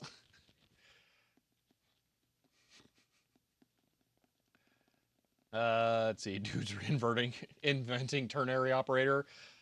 Almost. I mean, yeah, actually, literally, that is ternary. We could totally do that as ternary. Ternary didn't occur to me because this is nowhere near final. This is super ghetto horrible. So much so it's not even working. If PY is greater than 80, so that'd be the vertical offset down, then it should be negative 10 if the tile is set. It's almost like we're not hitting. Wait, did we try the vertical offset up there when we added to it? Oh, hold on. Let me just get rid of vertical offset. We'll see what that does. Okay, now I bet we can hit the top. Okay, hit top. No. Well, that's interesting. How about the bottom? No, we can't hit that either. Well, that was fun. Okay.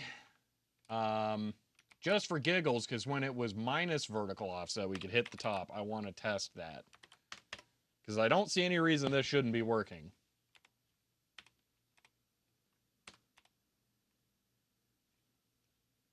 Why did it open a menu?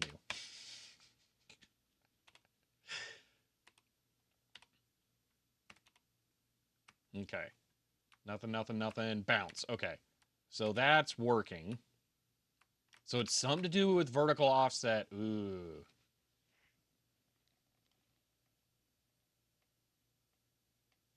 What if I just don't have vertical offset? I have to have the vertical offset somehow, but what is it going to take? Okay. No hit. No hit. Okay, that's cool. Vertical offset divided by 2.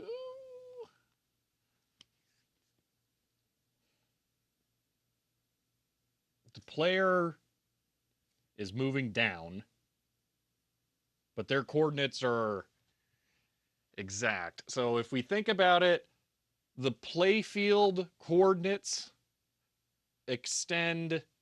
go from the top of the map down, and then there are 2 more tiles under it. The vertical offset just visually shifts the background up and down proportional to where the player is within that. So the vertical offset should be added to that value from the player to get their position. But is it inverted? Also, is it half the value? May have to have 2 cases for the bounce, 1 for the top, 1 for the bottom. No, don't worry, we'll get to that. It'll just be dependent on the direction that it's relative to the tile. Just straight up vertical offset. Okay. Where we did setting vertical offset, I forget. Vertical offset equals divide by 5? What? By 5. Is that 4 tiles?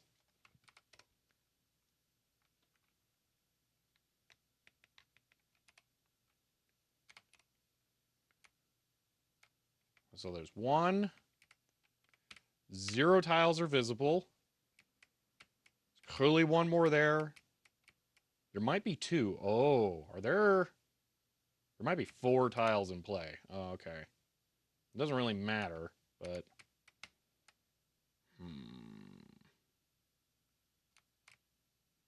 The vertical offset cannot be negative.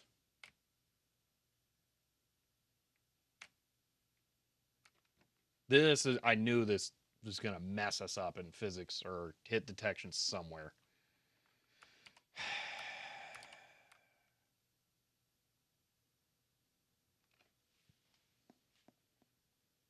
PY plus vertical offset divided by 8. Okay.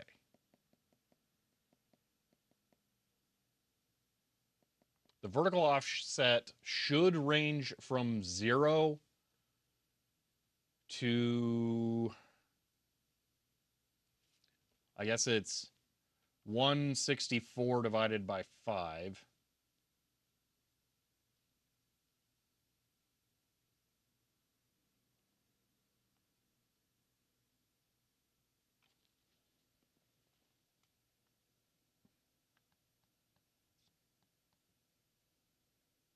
So if I add it, it finds the end, but then it doesn't find the bottom.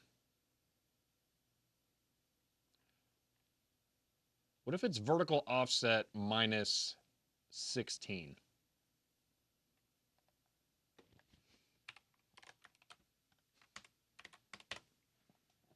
What if this lets us get closer? Hold on.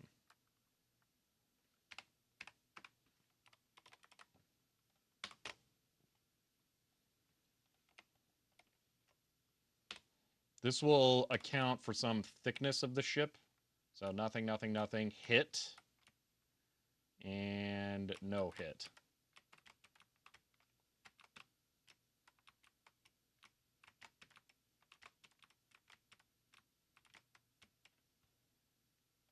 Minus 8.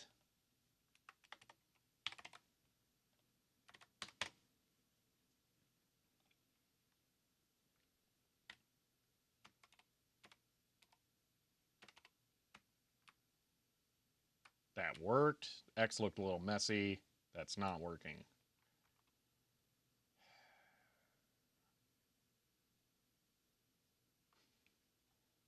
I'm gonna hate this.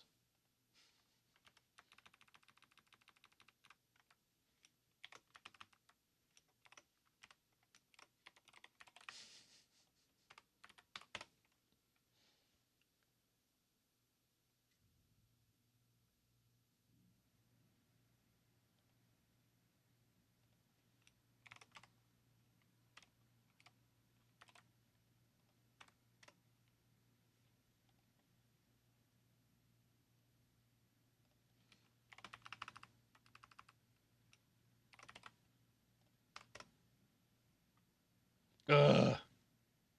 Wow, multiply is yep. So there's a decimal point multiplier causing an issue. I was gonna make it.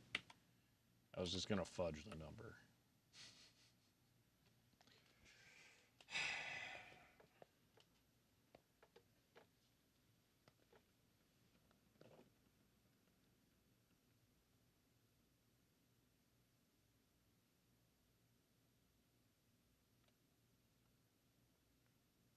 You know what? Minus 1. What if? What if we're just barely not getting into the region where we need to be? That's not hitting. That does. Is there a magic number that'll fix it? Minus 2.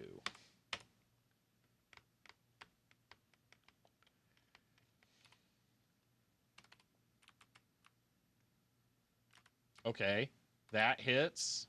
And that hits. Okay. Is that acceptable?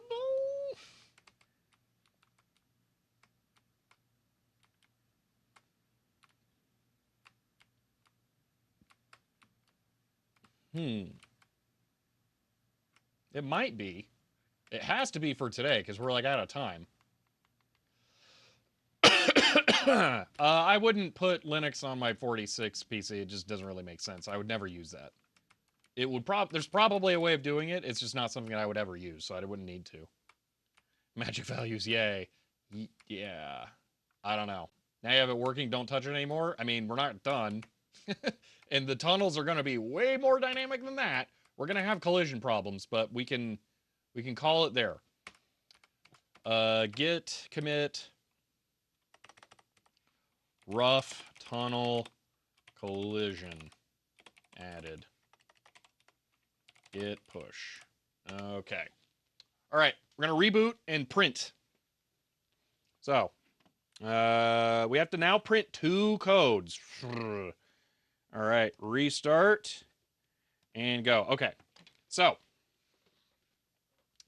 I'm going to power on the label maker. By the way, I now have the microcontrollers for hacking the DRM on this. So we might take a crack at that next Friday, just because, you know, not paying to print outrageous amounts, or not paying outrageous amounts to do it would be cool. Let's see. Yeah, all right. Let's see here.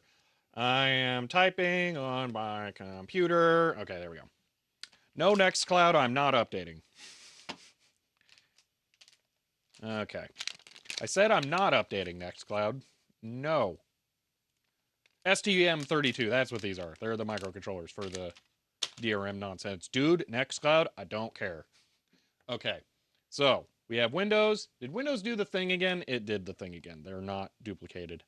Hold on, I'm just going to disconnect the next dock. That'll probably solve it. There we go. Okay. Let's do this. I'm going to delete that file, and then I'm going to go grab the current Linux ones. So, home. Let's see. Passphrases I am typing. Git, e-reader, projects, roborun, and these are what I want. Okay. So, let's see. This, I'll turn on the Dymo, select the 550, cry about the software running. Just stop, Dymo, please stop. Oh my gosh. Which pop-up is the most popped up? Okay. Dymo 550. Let's check our settings. 323 shipping. Advanced. Barcodes and graphics. Print density medium. Okay, that all looks good. All right. Default settings worked. So, dot code bottom is going to be 1. Dot code top is going to be 2. This is going to be robo run 2024-03- what is today? 2524-24. Okay. Is that it? We're good to go. We can print. Open Task Manager, disable any Dymo auto start entries. I could do that. I am not going to do that right now, which probably means it's never going to happen. I'm just going to complain about it. Okay. Here we go. All I'm going to do is click print. Click.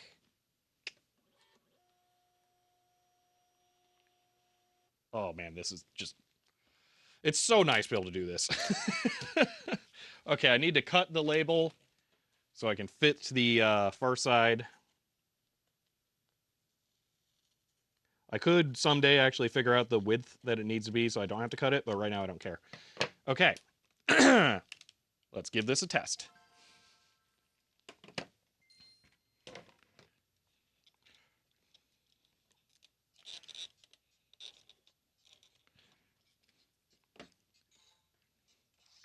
All right. Side 1. That's very, very short. Oh my gosh, it actually worked. My first time scanning a multi-dot code program I wrote. Score! Here we go. Can I make it brighter? That is brighter. Here we are. Boom! Oh, that's so cool. Oh! Okay. Yep, that's really good. The scrolling looks really good on real hardware. For the slow scrolling of the stars. That's totally fine. Not even slightly an issue. Oh, this is excellent. This is really good. I need to adjust the gamma on my sprites to make them a little brighter. But yeah. This is going to be really good. Okay. Oh, that's going to be awesome. Okay. Oh, all right. So this week I will be implementing more stuff because I don't have time to wait to do this all on stream. So I'm going to have to implement shooting and the enemies popping in and stuff. So the next time you see this, it will have changed a lot. But we definitely have the basic stuff here. Everything that's like really critical to get done is in here. We have collision detection. We have some of the level generation and stuff going on. So we know what it is that all needs to be done. It just needs to be implemented. So, ooh, this is going to be really cool. All right. I kind of wish we'd got projectiles done today, but we got way better bounce physics done instead. So that's not bad. And I really like the bounce physics. So, all right. Yeah, that's real hardware running the software yet again. So ridiculously cool still. Going to single-handedly increase the value of every e-reader out there. I am, unfortunately, aren't I? So, all right. We're going to have to call that for today. And like I said, I have to continue working on this to get this done in time for the video that I want to release, which will be not next Saturday, but the Saturday after. That's when I want to get this done. But I'm not saying like, oh, I want to make the game done by then. I want the video done by then. And working on the game is not working on the video. That's working on one part of the video. So I'm giving it a week from now to finish the game. So we're going to do that. We're probably going to work on it next Friday, Saturday, and Sunday. But we're going to have to do this. But I'm going to have to do this throughout this week. So the other good thing is at least I can work on that at home. But yeah. So, all right. Need to get one as soon as you're paid. And that and a pair of wireless link adapters. I forget those exist. Flash carts exist, yes. But this is cooler than a flash cart by a lot. So, speaking of which, I'm going to archive that one into my little folder. So, okay, I think that is it for today. Yeah, code's working. It's all on GitHub if you want to look at it.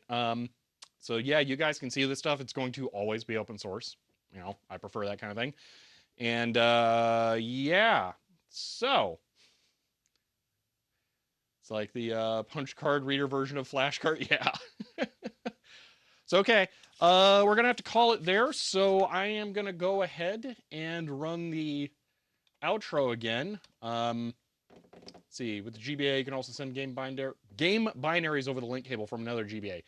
Yes, we're not really ending early. By the time the outro runs and stuff, it'll probably be on time. But yeah, it's nothing really to talk about for 4 minutes or whatever it is. This worked out to be the perfect amount of time. Did not have enough time to implement projectiles. That's going to be eating away at me. It's really unfortunate that TerraTech Worlds had a release right at the same time because I want to play that now, but I'm going to have to go work on this. So, all right, let's run the outro here. And yeah, there's going to be a lot of this for me to work on. Okay. Well, that's it for this stream. Like I said, the next time you guys see this, it should be fairly different. It should be nearly complete, hopefully, by the time you guys see it. So there's a lot of work that has to go into this still. So I'm going to be spending so much time on this over the next week. But yeah, should be really cool by the time it's done, and hopefully an enjoyable game. So if you guys enjoyed this stream, you may want to follow to be notified when I go live again next, which will be Friday coming up here. If you want to help support the stream, you can find me on Patreon or get a shirt like this one. But that is it for now, and I will see you guys next time.